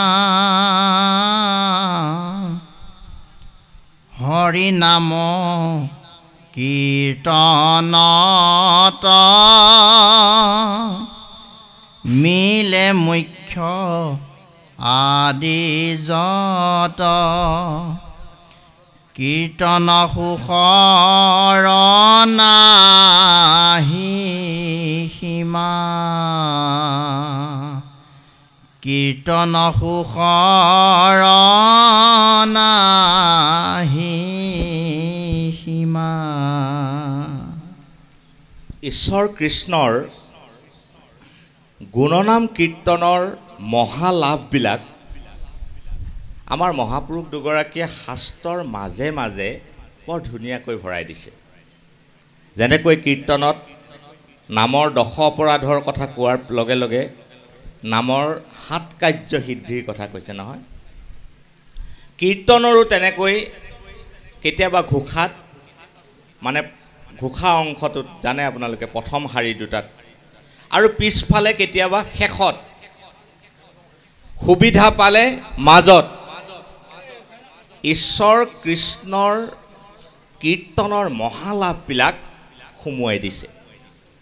তাৰ উদ্দেশ্য হ'ল আমাৰ মানুহে প্ৰকৃত লাভটো নেদেখিলে কথা তাত মনোযোগ নিদিয়ে। বিষয় মানুহ দিয়কচোন যিমান যি হ'লেও কিবা এটা লাভ হ'ব লাগিব নহয় আপোনাৰ কোনোবা ফালৰ পৰা। গতিকে মহালাভৰ ধাৰণাবিলাক তাৰ মাজে মাজে সুমুৱাই দিছে। মহাপুৰুষ মাধৱদেৱে ঘোষাশাস্ত্ৰত কৈছে, ঈশ্বৰৰ গুণযশ কীৰ্তনৰ যোগেদি আপোনাৰ 3টা মহালাভ আপোনাৰ লগে লগে সিদ্ধি হয়। নাম্বাৰ 1 এক নম্বৰ ঈশ্বৰৰ নাম লোৱাৰ লগে লগে আপোনাৰ কুলটো উদ্ধাৰ হৈ যায়। কোনোবাই যদি বংশটো তৰাব খোজে, বংশধৰসকল, আচ্ছা বংশধৰটো কিন্তু দুটা কথা দেই, বংশধৰৰ দুটা, এটা জেনেটিক, সেইটো এটা বংশধৰ, আৰু আধ্যাত্মিক সম্বন্ধৰে সেইটো এটা বংশকুল আছে। কুলৰ দুটা ধাৰা, এটা আমাৰ জেনেটিক আপোনাৰ বংশানুক্ৰমিক, সেইটো এটা, আৰু এটা পাৰমাৰ্থিক কুল আছে। এটা মাধৱদেৱ গুৰুজনাৰ বংশধৰ হয় নহয়, শ্ৰীৰাম এটা হয় নহয়, নৰহৰি বুঢ়া ভকত হয় নহয়, মথুৰা দাস বুঢ়া এটা হয় নহয়। এটা আধ্যাত্মিক আৰু পাৰমাৰ্থিক পৰম্পৰাৰ এটা কুল আছে, আৰু এটা আমাৰ বংশানুক্ৰমিক কুল আছে। সাংসাৰিক অৰ্থত আমাৰ বংশানুক্ৰমিক যি কুল, সি উদ্ধাৰ হয় ঈশ্বৰৰ নাম কীৰ্তনৰ যোগেদি, এক নম্বৰ। দ্বিতীয়তে বংশটো তৰিলে, আৰু 3 নম্বৰটো হ'ল আপোনো তৰিল, নিজে তৰিল, কুলটো উদ্ধাৰিলে আৰু বংশটো তৰি গ'ল। 3টা মহালাভ। আমাৰ কীৰ্তন ঘোষাটো মহাপুৰুষে কৈছে, কলিত পৰম উপায় নাম একেদায়ে সিজে তৃতয় কাম। এবাৰতে 3টা কাম হৈ যায়। এবাৰ কৃষ্ণ বুলি ক'লে, এবাৰ ৰাম বুলি ক'লে 3টা কাম একেলগে সিজি গ'ল। বোলে কি? 1 নম্বৰ উপজয় পুণ্য। পুণ্য ক'ত থাকে? পুণ্য কাপোৰত নাথাকে। আমাৰ বাহ্যিক আচাৰ আচৰণবিলাকতে পুণ্যবোৰ লাগি নাথাকে। পুণ্য ভিতৰৰ বস্তু। পুণ্য এক আধ্যাত্মিক প্ৰমূল্য, স্পিৰিচুৱেল ভেলু বুলি কয় এইটো, ভিতৰৰ বস্তু। আমাৰ দেখি থকা জীৱনটোৱে আমাৰ একমাত্ৰ জীৱন নহয় নহয় বাপাইসকল। আমি যিটো জীৱন ইয়াত দেখিছোঁ, এইটো আমি কঢ়িয়াইহে ফুৰিছোঁ বেগ এটাৰ নিচিনাকৈ। আমাৰ ভিতৰত আৰু এটা জীৱন আছে, সেইটো সূক্ষ্ম জীৱন বুলি কয়, আধ্যাত্মিক জীৱন। সেইটো আছে কাৰণেহে বাহিৰৰ এই বেগত ভৰাই ফুৰা জীৱনটো আছে। দুটা জীৱন। পুণ্য ভিতৰৰ বস্তু। ভগৱত গীতাই সিদ্ধান্ত দিছে, মানুহৰ ভিতৰত এখন ৰাজ্য আছে প্ৰভু, প্ৰদেশ, য'ত কেতিয়াও সূৰ্যৰ পোহৰ পৰা নাই। এই জ্যোতিষ্কবিলাক, তৰাবিলাক কেতিয়াও তাত প্ৰকাশ হোৱা নাই। মানুহৰ ভিতৰত এখন জগত আছে, কিন্তু সেইখন স্বপ্ৰকাশিত। সূৰ্যৰ পোহৰ নোসোমালেও সেইখন জগত চিৰজ্যোতিষ্মান, চিৰপ্ৰকাশমান, সেইখন আত্মাৰ জগত। এই যে পুণ্য শব্দটো, সেই পুণ্য আত্মাৰ এটা মূল্যবোধ বা আত্মাৰ এটা প্ৰমূল্য। ইয়াৰ পৰা তাৰ জন্ম হয়। ভিতৰৰ পুণ্য ৰাশি কোনোবাই যদি বাহিৰলৈ উলিয়াব খুজিছে, কেনেকৈ উলিয়াব? ভিতৰৰ পুণ্য ৰাশি আপোনাৰ আচৰণ, আপোনাৰ বিচাৰ, আপোনাৰ সংস্কাৰ, আপোনাৰ কৰ্মৰাজিৰ মাজেৰে ওলাব। ভিতৰৰ পুণ্য ৰাশি যদি কোনোবাই উলিয়াব খুজিছে, এজন পুণ্যৱান মানুহ হ'লে যদি নিজক কোনোবাই পৰিণত কৰিব খুজিছে, তেতিয়াহ'লে কৈছে ঈশ্বৰৰ নাম লওক। উপজয় পুণ্য আপোনাক এজন পুণ্যৱান মানুহ হ'লে ৰূপান্তৰ কৰিব। আপোনাক আনে পুণ্যৱান কয় নকয় বেলেগ কথা, আপোনাৰ নিজৰ ভাল লাগিব। নিজৰ জীৱনটোক লৈ নিজৰ ভাল লাগিব লাগিব। নিজৰ জীৱনটোক লৈ আপুনি নিজে সুখী হ'ব লাগিব। আপুনি যে এটা সাৰ্থক জীৱনৰ ফালে গৈছে, এই উপলব্ধিটো আপোনাৰ নিজৰ আহিব লাগিব। জীৱনটো সফল কৰাৰ দাবীদাৰ কিন্তু কেৱল মাধৱদেৱে হ'ব পাৰিলে, কোনেও ক'ব পৰা নাই। মাধৱদেৱে কিন্তু কৈ দিলে, হৰিৰ চৰণত শৰণ লৈলোঁ এই হৰি নাৰায়ণ, মানৱী জনম হামফল কৰিলোঁ এই হৰি নাৰায়ণ। কৰিলোঁ মানে কৰা হ'ল, মই ইতিমধ্যে কৰিছোঁ। গতিকে পুণ্য ৰাশি যদি আপুনি উদয় কৰি ভিতৰৰ পৰা, ভিতৰৰ যিটো আত্মাৰ লগত সম্বন্ধিত আপোনাৰ যিটো জীৱন, এইটো যদি আপুনি জীৱন যাপন কৰিব খুজিছে, তেতিয়াহ'লে ঈশ্বৰৰ নামৰ একমাত্ৰ প্ৰথম ক্ৰিয়া। দ্বিতীয়টো কি বুলি কৈছে পাপ হুৱে দূৰ পাপবোৰ মনৰ বস্তু সেইকাৰণে মনোবিজ্ঞানত এইটো কথা কোৱা হৈছে যে মনস্তাত্ত্বিক অপৰাধটোৱে আটাইতকৈ বেছি অপৰাধ এজন মানুহে পাপ কাম কৰাতকৈ পাপ চিন্তা লৈ ফুৰাটো পাপ বুধ লৈ ফুৰাটো পাপ বুদ্ধি লৈ ফুৰাটো বেছি ভয়ংকৰ এজন মানুহে এটা অপৰাধ কৰি দিলে তেওঁ তাতে শেষ কিন্তু অপৰাধী মন এটা অপৰাধী বিবেক এটা নহয় এটা পাপ চিন্তা কলুষিত চিন্তা মগজুত লৈ ঘূৰি ফুৰাটো সমাজ জাতি দেশ সকলোৰ কাৰণে বেছি ভয়ংকৰ সেইকাৰণে সেই পাপ বুধটো যদি কোনোবাই আঁতৰাব খুজিছে মনৰ পৰা প্ৰথম গুচাব লাগিব তাৰ পৰা সেই ইন্দ্ৰিয়বিলাকৰ পৰা যাব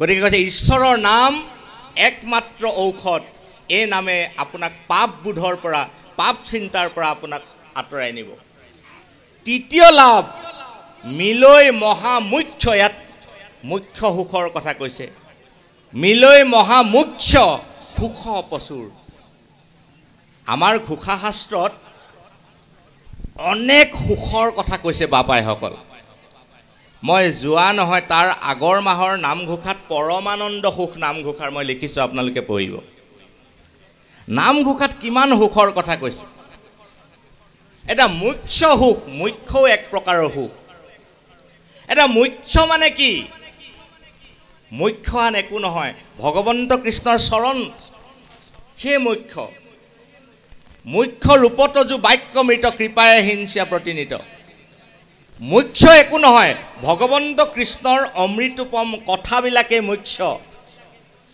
কৃষ্ণ কথা পোৱা মানে মুখ্য পোৱা কৃষ্ণৰ চৰণ সেৱা কৰা মানে মুখ্য পোৱা কৃষ্ণ কথা মৃতত সংযুক্ত হোৱা মানে মুখ্য পদৰ লগত সংযুক্ত হোৱা বেলেগে মুখ্য নালাগে সেইকাৰণে মুখ্য বিচৰাই নাই নহয় কথাটো সেই মুখ্য সুখ আৰু নামঘোষাত আত্যন্তিক সুখ কৈছে নাই আত্যন্তিক সুখ তজু পদ সেৱা হৰি হৰি হৰি হৰিয়ে আত্যন্তিক সুখ বুলি এবিধ সুখৰ কথা কৈছে বিশেষ সুখ আত্যন্তিক শব্দটোৱে বিশেষ বিশিষ্ট অত্যাধিক শ্ৰেষ্ঠ মহৎ এনেকুৱা অৰ্থ বুজায় সেই সুখ প্ৰাৰ্থনা কৰিছে আৰু সেই সুখত যিজন নিমগ্ন হ'ব জানে সেই সুখ যিজনে চিনি ল'ব জানে বিচাৰি ল'ব জানে সাধু সংগৰ পৰা যিজনে ল'ব পাৰে সেইজনক আৰু বেলেগ ঐশ্বৰ্য বেলেগ প্ৰয়োজন একো নালাগে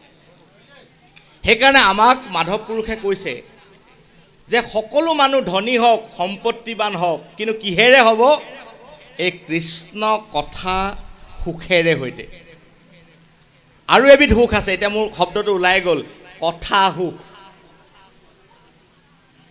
কথা সুখ বুলি এবিধ সুখ আছে কি কথা সুখ কৃষ্ণ কথা সুখ কৃষ্ণ কথা শুনি যিজন মানুহে পৰম আনন্দ অনুভৱ কৰে হৃদয়ত এটা শিহৰণ অনুভৱ কৰে সেইটো কথা সুখ বুলি কৈছে কৃষ্ণ কথা সুখ এই সুখ যাৰ যি পালে তেওঁৰ আৰু পাবলৈ একো নাথাকিল সেইকাৰণে এই সুখেৰে চহকী হ'বলৈ ধনী হ'বলৈ ঐশ্বৰ্যশালী হ'বলৈ ঘোষা শাস্ত্ৰই আমাক আহ্বান জনাইছে শুনিও সজ্জন শাস্ত্ৰহাৰ সকলো সম্পত্তি জানাতাৰ হৰি ভক্তি ৰখে সন্তোষ মন যাহাৰ শাস্ত্ৰৰ সাৰ কথাটো শুনা সেইজনে সংসাৰৰ সম্পত্তিবান মানুহ কোনজন ঈশ্বৰৰ কথা সুখেৰে যিজন সুখী ঈশ্বৰৰ কথা সুখ যিজন মানুহে ক'ত পায় জানিলে কেনেকৈ পায় জানিলে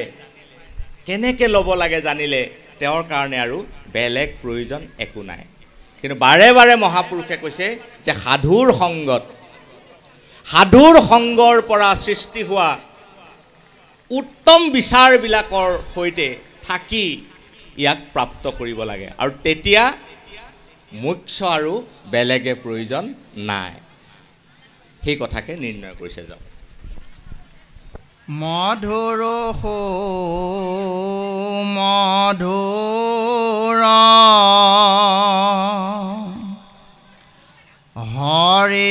কীৰ্তনৰ ৰস মংগলৰো পৰম মংগল এতেকেহে মুকুতিকো তেজি হৰি গুণ গায়া ফুৰে মহামহন্ত সকল ফুৰে মহামহন্ত সকল পৰম নিপুণ সবে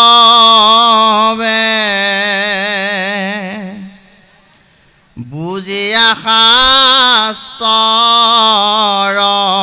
তত্ত্ব হৰিপদ পংকজে ভজিয়া হৰি কীৰ্তনৰ মহা নিৰ্ভয় আনন্দে মজি থাকে সুখে মুকুতিতে জিয়া ৰাম থাকে সুখে মুকুতিতে জিয়া। আচলতে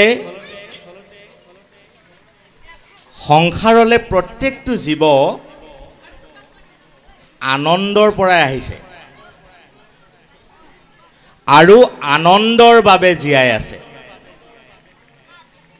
আৰু আনন্দৰ ওচৰলৈ যাবৰ কাৰণে এটা প্ৰস্তুতি কৰিছে। এইটোৱে কিন্তু একদম মূল ৰোড মেপ। আমি আহিছোঁ ক'ৰ পৰা? আনন্দৰ পৰা। আৰু আছোঁ কেলে? আনন্দ পাবৰ কাৰণে। আৰু যাম ক'ত? আনন্দৰ ওচৰলৈ। সেইটো লক্ষ্যস্থান। সেইকাৰণে চিৰশান্তি কামনা কৰে। এতিয়া যিটো আনন্দৰ পৰা আহিছোঁ আৰু যিটো আনন্দৰ ওচৰলৈ আমি যাম, মাজত লোৱা আনন্দটোতে গণ্ডগোলটো হৈ যায়। যিটো আনন্দৰ পৰা আহিছোঁ সেইটো ঠিক আছে, তাত কোনো গণ্ডগোল নাই। আৰু যিটো আনন্দৰ ওচৰলৈ যাব লাগিব সেইটো একদম নিশ্চিত হৈ আছে।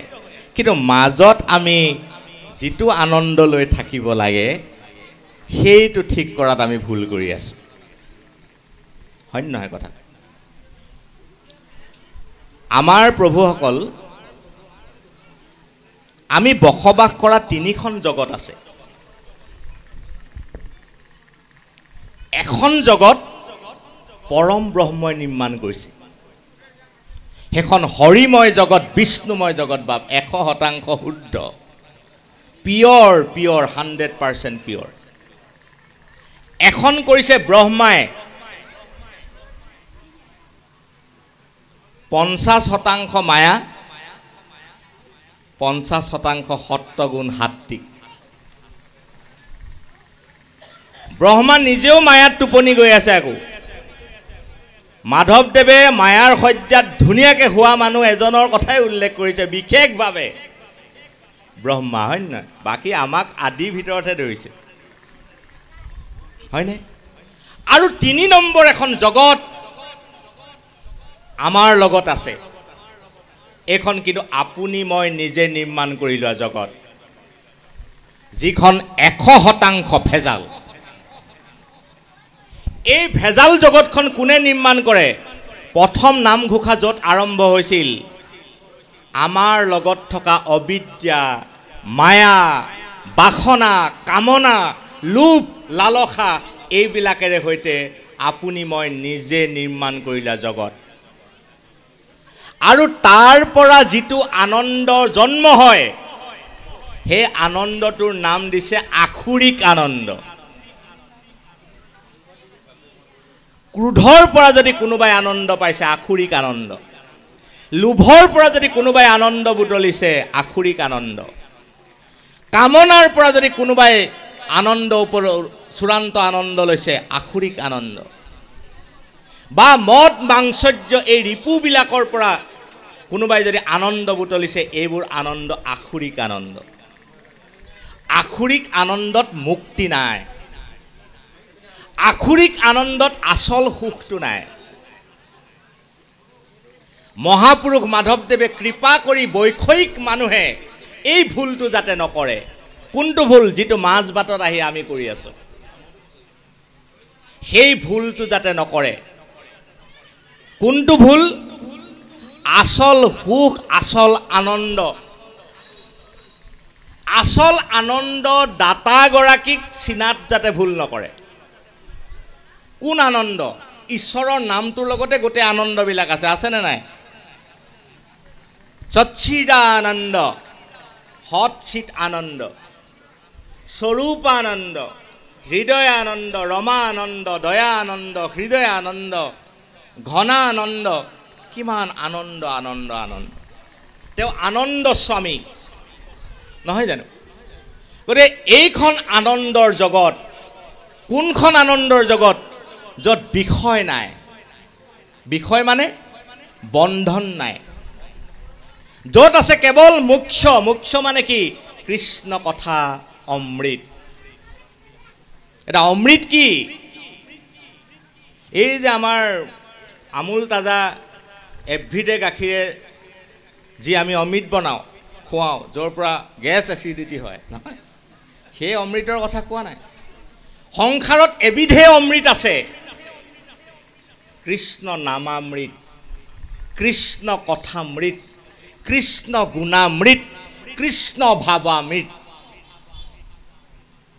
সেইকাৰণে সমগ্ৰ ভাগৱতৰ যি 18,000 শ্লোকৰ ভাগৱতৰ এটা শব্দত ভাগৱতখন ক'ব পাৰি। ভাগৱতত এটাই মাত্ৰ শব্দ আছে, সেইটো হ'ল কৃষ্ণ ভাৱনামৃত। ভাগৱতে সিদ্ধান্ত দিছে ভাৱনাক অমৃতলৈ নিলে আৰু একো নিব নালাগে, একো পাব নালাগে। আমাৰ ভাৱনাবিলাকেইতো আমাৰ বন্ধনৰ কাৰণ নহয়। মাধৱ পুৰুষে নামঘোষা সামৰণি মাৰিছে, এই ভাৱক ভাই ভাৱনা, ভাৱ, ভিতৰৰ ভাৱখিনি, ভিতৰৰ ভাৱনা জগতখন, এইখন শুদ্ধ কৰিব লাগে। গতিকে ভাৱনাবিলাকে আমাক প্ৰকৃত আনন্দৰ পৰা খহি পৰাত আমাৰ ভাৱনাবিলাকে আমাক বাধা দি থাকে। সেইকাৰণে আমাৰ মানুহে যাতে ভুল নকৰে, সেইকাৰণে কৈছে যে মুকুতিকো তেজী। সেই প্ৰকৃত আনন্দৰ ফালে যাবলৈ মানুহে মাধ্যমটোক বাছি ল'ব লাগে। সেই মাধ্যমটোৱে হৈছে কৃষ্ণ গুণনাম। মই আকৌ কৈছোঁ, সৎসংগত কৃষ্ণ গুণনাম শ্ৰৱণ আৰু কীৰ্তন, তাৰ যোগেদি মানুহে ইয়াক লাভ কৰিব পাৰে। আৰু অবিদ্যা ৰাখিবলৈ বেলেগ একো কৰিব নালাগে। মহাপুৰুষ মাধৱদেৱে ঘোষাত একদম খাটাং কৰি দিছে যে অবিদ্যা ৰাখিবলৈ আপুনি কৰিব লাগে কি? একো কৰিব নালাগে। ভিতৰত যেতিয়া আপোনাৰ ঈশ্বৰ কৃষ্ণ নাম প্ৰকাশ হ'ব, আপোনাৰ অবিদ্যা নিজে নিজে দূৰ হৈ যাব। ভাগৱতে এটা উপমা দি বুজাইছে, যেনেকৈ সূৰ্যোদয় হোৱাৰ লগে লগে আপুনি আৰু আন্ধাৰক বেলেগে এছাৰি এডাল লৈ খেদিব নালাগে। সূৰ্যোদয় মাত্ৰেই আন্ধাৰৰ বিনাশ। প্ৰচণ্ড বতাহৰ আগত যেনেকৈ কলীয়া ডাৱৰবোৰ তিষ্টিব নোৱাৰে, তেনেকৈ কৃষ্ণ নামৰ প্ৰচণ্ড শক্তি যেতিয়া কৰ্ণপথে ভকতৰ চিত্তত প্ৰৱেশ কৰে, তেতিয়া অবিদ্যা সেই বিষয় জগত ভিতৰত নাথাকে। সেইকাৰণে কৈছে তালে যাবলৈ কিন্তু ঈশ্বৰৰ নামক সাৰ কৰি মানুহ আগবাঢ়িব লাগিব। এইবোৰ হ'ল এটা এটা খোজ। তাৰমানে নামঘোষাৰ প্ৰতিজোকা ঘোষা, প্ৰতিটো পটল ঈশ্বৰৰ চৰণলৈ যাবলৈ এটা এটা খোজ, এটা এটা স্তৱক। আপুনি লাগে যাতে এধাপ এধাপকৈ আপুনি আগবাঢ়ি যাব পাৰে, সেইটোকে তাক নিৰ্ণয় কৰি দিছে। গতিকে মুক্তি বাঞ্ছিত বস্তু নহয়, হৰি ভকতিত লাভ কৰা আনন্দ, হয় নহয়? আনন্দ মানে কি? আনন্দ কি বুজাবলৈ আপুনি ভাগৱতৰ প্ৰেমময় ভক্তিৰ কথালৈ যাব লাগিব। আনন্দ কি? ঘোষাত কৈছে আনন্দ মানে প্ৰেম, আনন্দ মানে চকু পানী। নামঘোষাখন মাধৱদেৱৰ চকু পানীৰ সমষ্টি। নামঘোষা গান নহয়, সুৰ লগাই ইয়াত গোৱাৰ প্ৰতিযোগিতা নহয়। নামঘোষা নামঘোষা মাধৱদেৱৰ চকু পানীৰ এটা টোপোলা। ইলাৰাম দাস আমাৰ পিছলে সংঘত নাছিল, আগত আছিল প্ৰাক্তন উপপদাধিকাৰ। তেখেতে কৈছিল যে আটাইতকৈ শ্ৰেষ্ঠ প্ৰাৰ্থনাটো কি? যিটো প্ৰাৰ্থনা চকুৰ পানীত তিতি যায়। প্ৰাৰ্থনাটো আপোনাৰ চকুৰ পানীত তিতিব লাগিব। কেতিয়া তিতিব? ইয়াৰ পৰা গালে নিতিতে, ইয়াৰ পৰা গালে নিতিতে, ইয়াৰ পৰা গাব লাগিব। টাচ ইন ইয়ৰ হাৰ্ট, ভিতৰত আপোনাৰ এটা টাচ অনুভৱ কৰিব লাগিব। মাধৱদেৱে কান্দিছেতো। গোটেই নামঘোষাখনে মাধৱদেৱৰ হৃদয়ৰ এক কৰুণ ক্ৰন্দন, তাৰ বাহিৰে একো নহয়। মই কৈছোঁ মাধৱদেৱে কান্দিছে, খেদ কৰি কৰি কান্দিছে, আত্মনিন্দা কৰি কৰি কান্দিছে, আত্মশ্লাঘা কৰি কৰি কান্দিছে মাধৱদেৱে। যে মোক নিজ দাস কৰি লৈলে কহিও কৃপাল কি হয় তোমাৰ হানি।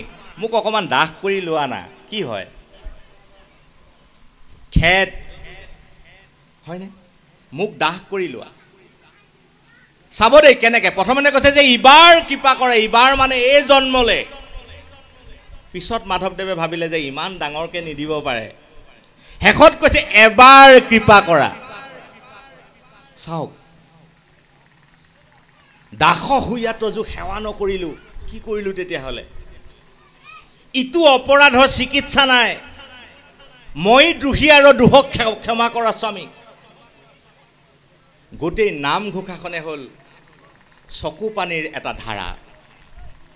প্ৰকৃত ভক্তজনে নামঘোষা চকু পানী নোলোৱাকৈ গাব নোৱাৰে। কেতিয়া আহিব এই চকু পানী? যেতিয়া প্ৰকৃত সেই প্ৰেমটো হ'ব। প্ৰকৃত প্ৰেমত দুটা বস্তু আছে, আনন্দ আৰু চকুলো। যিটো ৰাস ক্ৰীড়াত গোপীসকলে প্ৰমাণ কৰিলে, বিদায় ক্ষণত ভগৱন্ত কৃষ্ণৰ আগত উদ্ধৱে প্ৰমাণ কৰিলে, হয়নে নহয়? আনন্দ আৰু চকু পানী। দুখৰ চকুলোটোকে চকুলো বুলি কোৱা নাই। আচলতে পাৰ্মানেণ্ট বস্তুটো কিন্তু দুখেই। কেঁচুৱাই সংসাৰত প্ৰথম প্ৰৱেশত প্ৰথমে কান্দেই, কোনোবাই হাঁহে নেকি? চকু পানীয়ে আমাৰ আৰম্ভণি, দুখ। কিন্তু অহাৰ উদ্দেশ্যটো সেইটো নহয়। অহাৰ উদ্দেশ্যটো হ'ল অনন্ত সুখৰ ফালে আমি আকৌ গুচি যোৱা। সংসাৰৰ যন্ত্ৰণাৰ পৰা অনন্ত সুখ আৰু শান্তিৰ ফালে গুচি যোৱা। কোন সেইজন দাতা? ভগৱন্ত কৃষ্ণ। আৰু মাধৱ পুৰুষে সিদ্ধান্ত দিছে, ইপাৰে নহয় এই পাৰে লোৱা, এই পাৰতে লোৱা, এতিয়াই লোৱা, ইয়াতেই লোৱা, ইয়াতে আপুনি তাক প্ৰাপ্ত কৰিব লাগিব। আৰু সেইজনৰ কাৰণে মুকুতি কেতিয়াও গণ্য বস্তুৱেই নহয়। মুকুতি তেওঁৰ কাৰণে বাঞ্ছিত নহয়। তেওঁৰ কাৰণে এইটোহে লাগে, হৰি কথাৰ ৰস, কৃষ্ণ কথাৰ ৰস, নহয় নে বাবু? সেই আনন্দখন আমাক লাগে। সেই আনন্দৰে জীয়াই থাকিবলৈ শিকোৱাটোৱে হ'ল গুৰুজনাৰ আদৰ্শ। বিষয়ৰ বিষে গুৰুজনে কি বুলি কৈছে? পলাইতে নেদেখো সন্ধি, দিনে দিনে দৃঢ়বন্দী। যিমানে পলাব খোজে সিমানে নতুন স্কিম এটা আহি আপোনাক আকৌ সোমোৱাই দিব সংসাৰ বন্ধনত। পলাবলৈ বাট নেদেখে। যিমানে পলাব খোজে সংসাৰৰ এটা নতুন সমস্যাই আপোনাক এনেকৈ আগভেদি ধৰিব। এইটোৱে হ'ল সংসাৰৰ নিয়ম। কিন্তু তাৰ মাজত থাকি আপুনি আপোনাৰ জীৱনক সফল আৰু সাৰ্থক কৰিবলৈ আপোনাক এটা বাট নামঘোষাই দিছে। কৈছে একো অন্য বাট নহয়, কৃষ্ণ বুলিবলৈ নাপাহৰিব, ৰাম বুলিবলৈ নাপাহৰিব, হৰি বুলিবলৈ নাপাহৰিব। মনেৰে কৃষ্ণ, মুখেৰে কৃষ্ণ, বুদ্ধিৰে কৃষ্ণ, চিত্তৰে কৃষ্ণ। আমাৰ মাধৱ পুৰুষৰ এগৰাকী হেৰি আছিলে আমাৰ শ্ৰীৰাম আতা। শ্ৰীৰাম আতাই কৃষ্ণ কৃষ্ণ কৃষ্ণ কৃষ্ণ ৰাম ৰাম ৰাম ৰাম ৰাম ৰাম বোলোতে বোলোতে বোলোতে এই যে ৰামতে ৰমহু অবি ৰাম ৰাম ৰাম, তেওঁ মানে সংসাচাৰ কৰি থাকোঁতে ওৰ নাম ওলাই থাকে, যাৰ কাৰণে তেওঁ মুখখন এনেকৈ ধৰি ৰাখে, জিভাখন। সংসাচাৰ কৰোঁতেও তেওঁৰ মুখত ৰাম ৰাম ৰাম ৰাম ৰাম ৰাম ৰাম ৰাম আহি থাকে। শ্ৰীৰাম আতাই ভাবিছে এইটোতো অপৰাধ হ'ব, এই সময়ততো কৃষ্ণ নাম ল'ব নালাগে। কিন্তু কৃষ্ণ নামৰ কোনো সময় নাই, উদয়া অস্ত নাই, সন্ধ্যা উপাসনা কৰিব কোনো সময়তো, কৈছেনে নাই? সিদ্ধান্ত দিছে নাই? এই যে আমি যে ঠিক কৰি লৈছোঁ ৰাতিপুৱা গধূলি দুপৰীয়া, কোনে ঠিক কৰিছে? অতীতকাল বৰ্তমান ভৱিষ্যতকাল কোনে ঠিক কৰিছে? এইবোৰ পিছত ভাগ কৰি লোৱা। অখণ্ড সময়ৰ কোনো অতীত নাই, কোনো বৰ্তমান নাই, কোনো ভৱিষ্যত নাই। সেইকাৰণে মে কাল হওঁ, মই ঈশ্বৰ। সময় কৈছে মই ভগৱান। ভগৱান মানে সময়, সময়ৰ অপব্যৱহাৰ কৰা মানে ভগৱানকে অপব্যৱহাৰ কৰা। সেইকাৰণে সময় নষ্ট কৰিব নালাগে। সময়ৰ সৎব্যৱহাৰ মানে ঈশ্বৰৰ প্ৰতি সন্মান। বুজি পাইছে কথাটো? সময় অখণ্ড সময়, কোনো সময় নাই। গতিকে সন্ধ্যা উপাসনা বুলি কি কথা আছে? সকলো সময়তে আপুনি ঈশ্বৰৰ নাম শ্ৰৱণ কীৰ্তন কৰিব পাৰে। সেই অৱস্থাটোলৈ আপুনি কিন্তু যাব লাগিব। সেই অৱস্থাটোলৈ আপুনি যাবৰ কাৰণে ভিতৰৰ পৰা আপোনাৰ এটা ইচ্ছা লাগিব। মাধৱদেৱৰ নামঘোষা শাস্ত্ৰই ভক্তিৰ পথত এই উল্লেখ কৰা কথাবিলাকৰ প্ৰাপ্তিৰ পথত এটা বস্তুক আটাইতকৈ বেছি গুৰুত্ব দিছে, এইটো হ'ল will power, self will power, নিজৰ ভিতৰৰ ইচ্ছা শক্তি। কাৰোবাৰ যদি পবিত্ৰ হ'বলৈ মন আছে, জীৱনক যদি এক ধৰণৰ নিৰ্মল এটা সত্তালে যদি কোনোবাই জীৱনক উত্তৰণ ঘটাব খুজিছে, ঘোষাই কৈছে একো কৰিব নালাগে, এটা ইচ্ছা ভিতৰত আপুনি মাত্ৰ জগাই তোলক। কি ইচ্ছা? ভগৱন্ত ঈশ্বৰৰ গুণসমূহক যিটো শুনিতে উদ্যম কৰে নৰ। ঈশ্বৰৰ কথা শুনিবলৈ এটা ইচ্ছা ভিতৰত জগাই দিয়ক। সেই ইচ্ছাটোৱে আপোনাক সেই জগতত, কোনখন জগতত? ঈশ্বৰৰ নাম আৰু গুণৰ জগতত, মহিমাৰ জগতত অপ্ৰয়াসেতো আমাৰ গুৰুজনে আচলতে প্ৰয়াস লাগিব, কিন্তু মানুহক সহজে উপলব্ধি কৰিবলৈ কৈছে। আপুনি তাক প্ৰাপ্ত কৰিব পাৰে। গতিকে সেই সুখৰ ফালে আমি যাব লাগে, সেই সুখৰ কাৰণে আমি যত্ন কৰিব লাগে। আৰু আপুনি মই কৰিছোঁনে নাই, আপুনি পৰীক্ষাটো নিজেই পাতিব পৰা ব্যৱস্থা ঘোষাই দিছে। আপোনাৰ জীৱনত এই কথাবিলাকৰ প্ৰেক্টিচ হৈছেনে নাই? ধৰ্মটো আচলতে এটা চেল্ফ প্ৰেক্টিচ, ধৰ্ম আনক বুজাবলৈ নহয়তো। সেইকাৰণে ৰাধাকৃষ্ণনে যেতিয়া ধৰ্মৰ সংজ্ঞা দিছে, ৰাধাকৃষ্ণনে দুটা শব্দত ধৰ্মৰ মূল কথাটো কৈছে। এটা হ'ল আত্মানুসন্ধান, নিজক বিচাৰি যোৱা। দ্বিতীয়টো কৈছে আত্মানুশাসন, নিজক নিজেই অনুশাসিত কৰা। পৃথিৱীত চবকে আপুনি লগ পাব পাৰে, নিজক লগ নাপাবও পাৰে। নিজক লগ পোৱাটো আটাইতকৈ টান। পৰীক্ষিতে নিজক লগেই নাপালে যেতিয়ালৈকে ভাগৱতক নাপালে, হয়নে নহয় কথাটো? যেতিয়াই ভাগৱতক পালে তেতিয়াহে পৰীক্ষিতে প্ৰকৃততে নিজক লগ পাইছে যে মই কোন, মোৰ কাম কি, হয় নহয়? এইটোৱে হ'ল আত্মানুসন্ধান, আত্মাৰ ফালে যোৱা। আমাৰ মন আৰু ইন্দ্ৰিয়বিলাকে সদায় বাহিৰৰ ফালে যাব খোজে। আমাৰ দুটা দৌৰ চলি থাকে, এটা দৌৰ বাহিৰলৈ ইন্দ্ৰিয়বিলাকেৰে, মনটোৰ সহযোগত নহয়, ভুল হৈছে, মনটোৱে ইন্দ্ৰিয়বিলাকৰ সহযোগত বাহিৰৰ ফালে যাব খোজে। আৰু এটা আছে, আত্মাই কিন্তু আপোনাক ভিতৰৰ ফালে টানি থাকে। যিসকল বিষয়ী মানুহ সেইসকলে বাহিৰৰ ফালে দৌৰি দৌৰি জীৱনটো শেষ কৰি দিয়ে। আৰু যিসকল আধ্যাত্মবাদী, ভক্তিবাদী, তেওঁলোক অন্তৰ্মুখী, তেওঁলোকে ভিতৰলৈ চায়। ভিতৰলৈ চালে ভিতৰত থকা আচল বস্তুটো বিচাৰি পায়। অন্তৰত বোধ, বাহিৰত জড়প্ৰায়, হয়নে নহয়?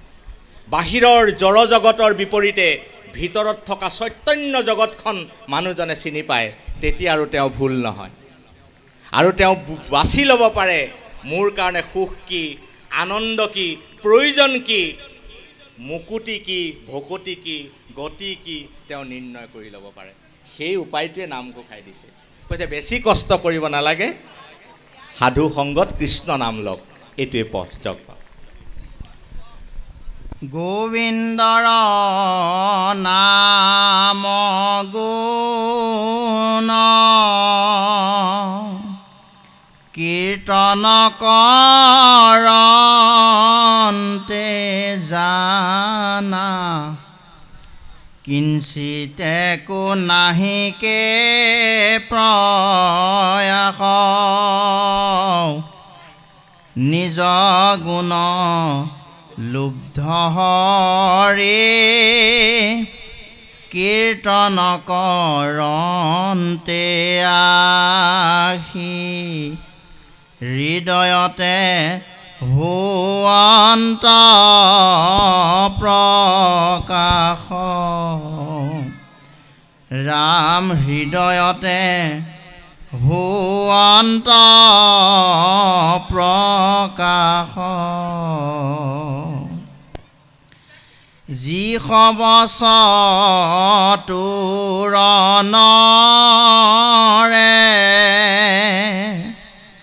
মাধৱৰ গুণাম গুণ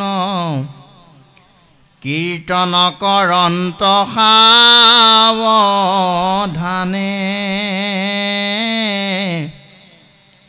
দেৱৰো দেৱতা হৰি তাহাৰ হৃদয় এৰি যাইবা কন পাৰে আন থান ৰাম যাইবা কন পাৰে আন থানে। ভগৱন্ত পুৰুষৰ এটা বস্তুৰ প্ৰতি লোভ আছে অকণমান, সেইটো হ'ল তেওঁৰ গুণ আৰু নাম।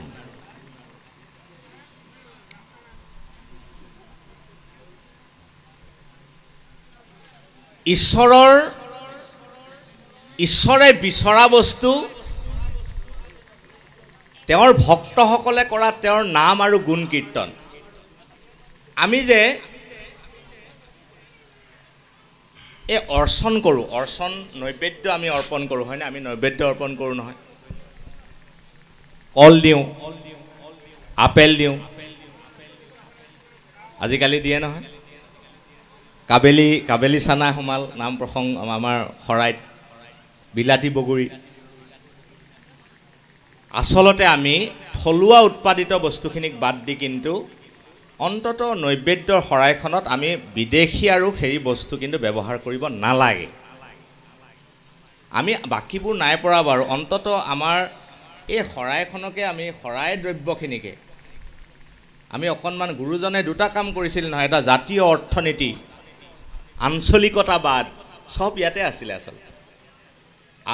আমাৰ ভকতসকলৰ উৎপাদিত, থলুৱা উৎপাদিত এই কথাবোৰ কিন্তু আমি অকণমান মনোযোগ দিব লাগে।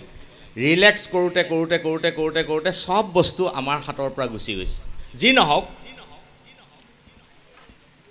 এই কলটো খাবলৈ আহিব নেকি ঈশ্বৰ? কাৰ্বেট দিয়া কল বহুত, আজিকালিতো আচলতে কাৰ্বেট দি আমি কল পকাবই নালাগে, প্ৰাকৃতিক প্ৰকাৰে পকাব লাগে, হয়নে? ষ্টিকা লগোৱা আপেল খাবলৈ ঈশ্বৰ কেতিয়াও নাহে, অহাও নাই ক'তো। কোনে খাব তেতিয়াহ'লে? আৰু যদি ঈশ্বৰে খোৱাই নাই দিলোঁ কিয়? ঈশ্বৰে নৈবেদ্যৰ দ্ৰব্যখিনি ঈশ্বৰে নাখায়, ঈশ্বৰে নলয়, বা সেইখিনি ঈশ্বৰৰ প্ৰয়োজন নহয়। ঈশ্বৰৰ কি প্ৰয়োজন? ভক্তসকলৰ হৃদয়ত থকা এটা বেলেগ নৈবেদ্য, অৰ্পণ ভক্তি নহয় বা? ভাৱনাটোহে ভগৱন্তৰ চৰণৰ প্ৰকৃত নৈবেদ্য, বাকীখিনি উপচাৰ মাধ্যম। আপুনি ঘৰত যেতিয়া ৰাতিপুৱা প্ৰসংগ কৰে শৰাই সজায় নেকি? কিয় নসজায়? কিন্তু শৰাই সজায় নে নসজায়? আচলতে সজায় আপুনি। হা, আপুনি তেতিয়া অৰ্চন নকৰে নেকি? তাততো কল নাথাকে, নিবিড় প্ৰসংগ হয় নহয় দুই প্ৰকাৰৰ নাম আছে তাৰে এটা সাইড হৰণ ভজনৰ হেতু সাইড মই এৰি কৈছো নাম ভাবাত্মক আৰু ক্ৰিয়াত্মক ক্ৰিয়াত্মক নাম আৰু ভাবাত্মক নাম সাধনাৰ স্তৰ আছে মূল বিষয়টো হৰণ ভজনৰ কাৰণে মই এৰাই চলিছো প্ৰসংগটো মাত্ৰ কৈছো ভাবাত্মক আৰু ক্ৰিয়াত্মক নাম কলকুহিয়া নোহোৱাকেও আমি প্ৰসংগ কৰিব পাৰো কৰো নে নকৰো প্ৰসংগ কৰিব পাৰো আমি কৰো নহয় ঘৰত আপুনি সজাই নেকি হৰাই কিন্তু হৰাই সজাইতো আপুনি হেখন আসল হৰাই ভাৱনাৰে নিজৰ বুদ্ধিৰে নিজৰ মনোজগতত আপুনি যিটো ঈশ্বৰৰ ৰূপ নিৰ্মাণ কৰে সেইটো প্ৰকৃত ঈশ্বৰৰ ৰূপ সেইকাৰণে আমাৰ ধৰ্মত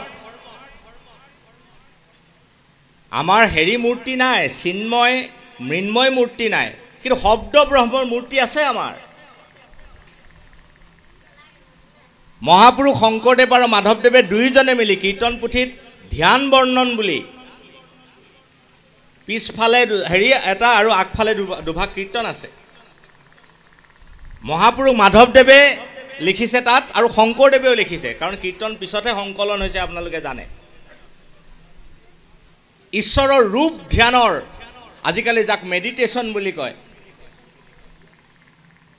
মেডিটেশ্যনৰ এটা সুন্দৰ তাত সুন্দৰকৈ দিয়া আছে ঈশ্বৰৰ ৰূপ চিন্তন গুণ চিন্তন ধ্যান চিন্তন বা যি নহওক ভগৱন্তৰ লোভ তেখেতৰ গুণ আৰু তেখেতৰ নামসমূহ এই গুণ আৰু নামসমূহৰ যোগেদিয়ে আমি ভগৱন্ত ঈশ্বৰক আমি সন্তুষ্ট কৰিব পাৰোঁ আৰু তাৰ যোগেদি আমি ঈশ্বৰক পাব পাৰোঁ সেইকাৰণে ঘোষাই সিদ্ধান্ত দিছে শ্ৰীৰাম নামত ৰতি মিলিল যাহাৰ আন কোনো সম্পত্তি হৰিও ভৰিল তাৰ ঈশ্বৰৰ নামত যিজনৰ প্ৰেম বহি গ'ল ৰতি বহি গ'ল এৰিব নোৱাৰা হ'ল তেওঁৰ কাৰণে বেলেগ সম্পত্তি কি লাগে স্বয়ং তেওঁৰ সম্পত্তি ঈশ্বৰে হ'ল দেখোন আন কোনো সম্পত্তি হৰিও ভৰিল তাৰ হৰিয়ে তেওঁৰ সম্পত্তি হৈ গ'ল সেই সম্পত্তিটো আমি গোটাব লাগে গতিকে তাৰ কাৰণে কিন্তু সিদ্ধান্ত দিছে মানুহবিলাক অলপ চতুৰ হ'ব লাগিব ঘোষাই কৈছে চতুৰ মানে কোনটো চতুৰ আমাৰ চতুৰ শব্দটো গ্ৰাম্য ৰূপত অলপ স্থূল অৰ্থত ব্যৱহাৰ কৰিলে বোলে তাৰ চতুৰালি চোৱা কিন্তু ঈশ্বৰৰ হেৰি বুজাবলৈ বুজাবলৈও চতুৰ বয়ন ব্যৱহাৰ কৰিছে হয় নহয় ৰসত চতুৰ যিটো জনক আচল চতুৰ ব্যক্তি কাক কৈছে যিজনে কৃষ্ণ কথা শুনে শুনিব জানে শুনিব লাগে বুলি জানে সেইজনকে চতুৰ ব্যক্তি বুলি কৈছে সেইকাৰণে কৈছে যে এই সংসাৰৰ যিসকল চতুৰ লোক তেওঁলোকে কিন্তু এই কথাটো বুজি ঈশ্বৰৰ নাম আৰু গুণ শুনিবৰ কাৰণে তেওঁলোকে এটা বিৰাট হাবিয়া তেওঁলোকে সকলো সময়তে পুহি ৰাখে আৰু এটা বৰ দৰকাৰী কথা কৈছে পৃথিৱীত যিমান ধৰ্ম আছে তাৰ ভিতৰত আটাইতকৈ সহজ ধৰ্মটোৱে কিন্তু গুৰুজনাৰ ধৰ্ম কাৰণ ঈশ্বৰৰ নাম ল'লে তৰি যায় একো কৰিব নালাগে কৈছে এক নামে যত পাপ সংহৰিতে পাৰে পাতকি ততে কপাপ কৰিতে নপাৰে এবাৰ নাম ল'লে হৈ গ'ল ঈশ্বৰৰ নাম লোৱা তুমি সব পাই যাবা ঈশ্বৰৰ নামতে সকলো সিদ্ধি আছে এইটো হ'ল মূল মন্ত্ৰটো এইটো কিন্তু গুৰুজনে কেইটামান কিন্তু শৰ্ত তাত লগাই দিছে কৃষ্ণ কথা শুনিলে মহালাভ কিন্তু কেনেকৈ শুনা এক মনে শুনা কৃষ্ণৰ কথা সমস্যাটো তাতহে এতিয়া শুনা সাৱধানে সমস্যাটো তাতহে স্থিৰ কৰি মতি সমস্যাটো তাতহে এৰি লাজ কাজ সমস্যাটো তাত এৰি বিষয়ৰ ধান্দা সমস্যাটো তাত একমনে শুনাটো ইমান সহজ নেকি কৰি চাওকচোন গম পাব সহজ নে অসহজ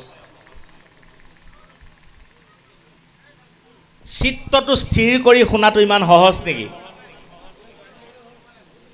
কিন্তু হেতু সহজ মহাপুৰুষে কৈছে অভ্যাস কৰা সাধুৰ সংগত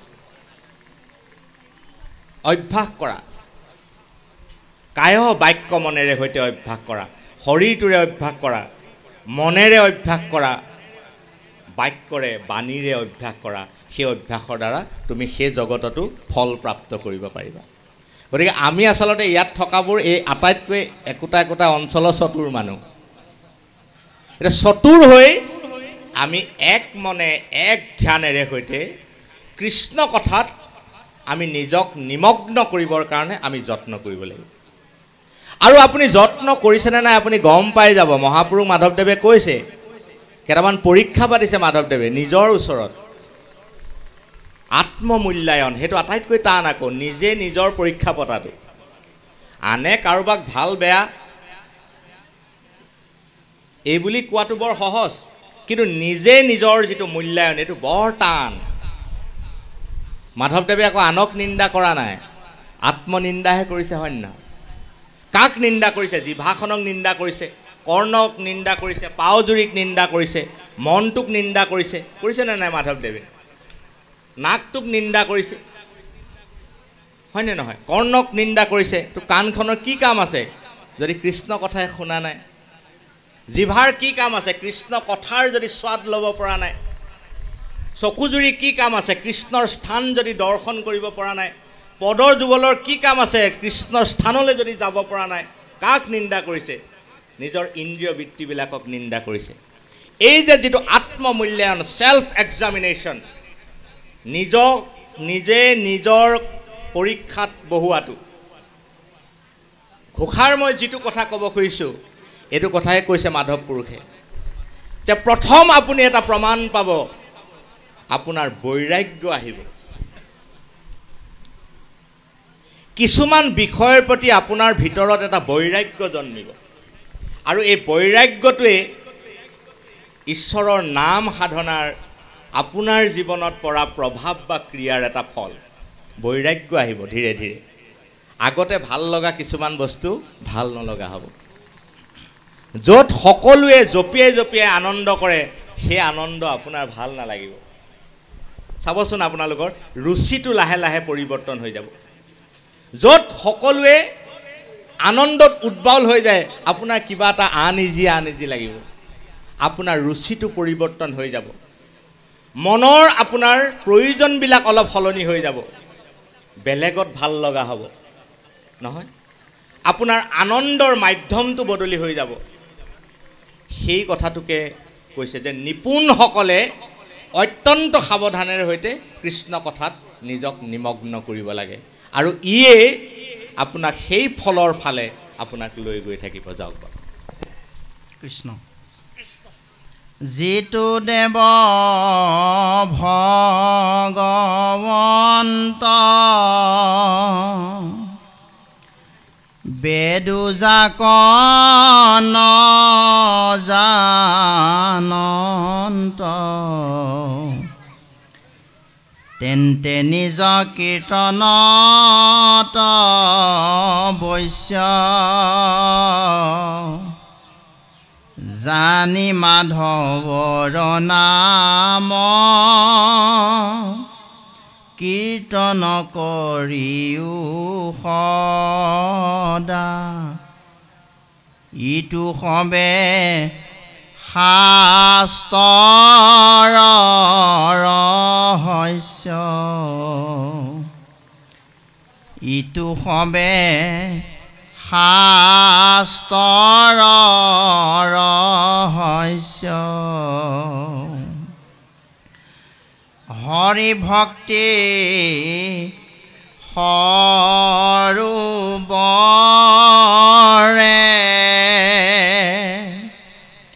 সন্তোষ অমৃত জলে কৃষ্ণ পাদ পদ্ম প্ৰকাশয়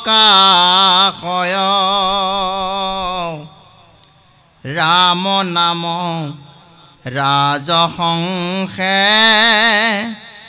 সানিয়াও আৰাও কৰে শুনিয়াতি কৌতুক মিলয়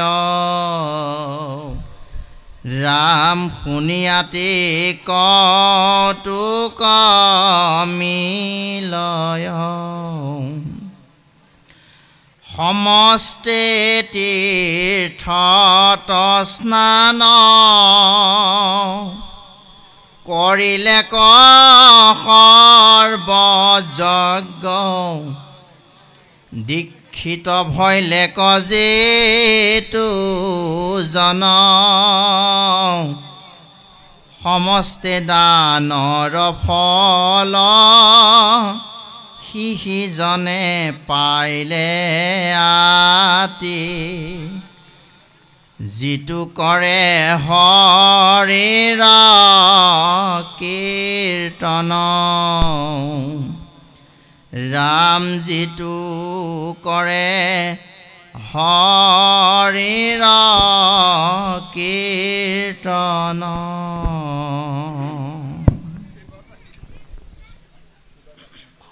আমাৰ মহাপুৰুষে আমাক এটা সৰোবৰৰ ফালে লৈ গৈছে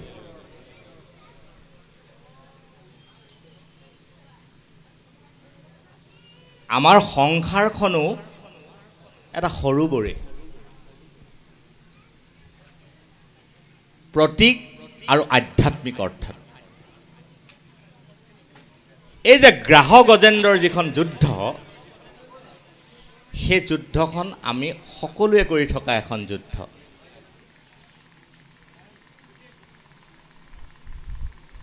গজেন্দ্ৰৰ যিটো উৎপাত আৰু যিটো পৰিণতি বিষয়ৰ ধান্দাত মই বৰ মানুহৰো অৱস্থাৰ পৰিণতি হেতুৱে যাক লৈ গজেন্দ্ৰ বলিয়ালি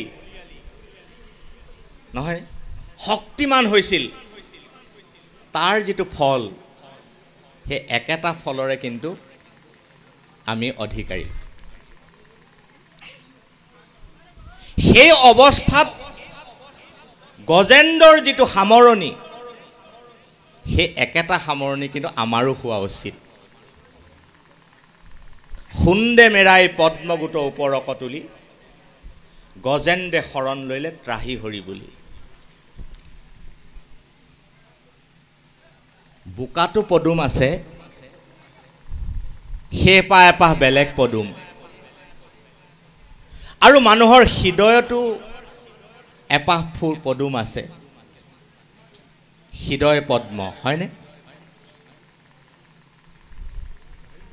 ভকতসকলে ভগৱন্তৰ চৰণত অৰ্পণ কৰা কমলপাহ কিন্তু সেই ভক্তি কমল হৃদয়ৰ বুজি পাইছে কথাটো এই সংসাৰ সৰোবৰত যেতিয়ালৈকে হৃদয়ৰ ভক্তি কমল ভগৱন্তৰ চৰণত সমৰ্পণ নহয় যেনেকৈ গজেন্দ্ৰৰ গতি নাছিল তেতিয়ালৈকে মুক্তি নাছিল ঈশ্বৰৰ কৃপা আৰু সহায় নাছিল তেনেকৈ এই সংসাৰতো সেই ভক্তি কমল ভক্তি নৈবেদ্য নহয় বাপ ভগৱন্তৰ চৰণত অৰ্পণ নোহোৱালৈকে আমাৰ আচল প্ৰাপ্তিটো সম্ভৱ নহয় সেইকাৰণে মহাপুৰুষে মাধৱদেৱে সেই অৱস্থালৈ আমাক যাবৰ কাৰণে আমাক এটা ৰাস্তা দেখুৱাই দিছে ধুনীয়াকৈ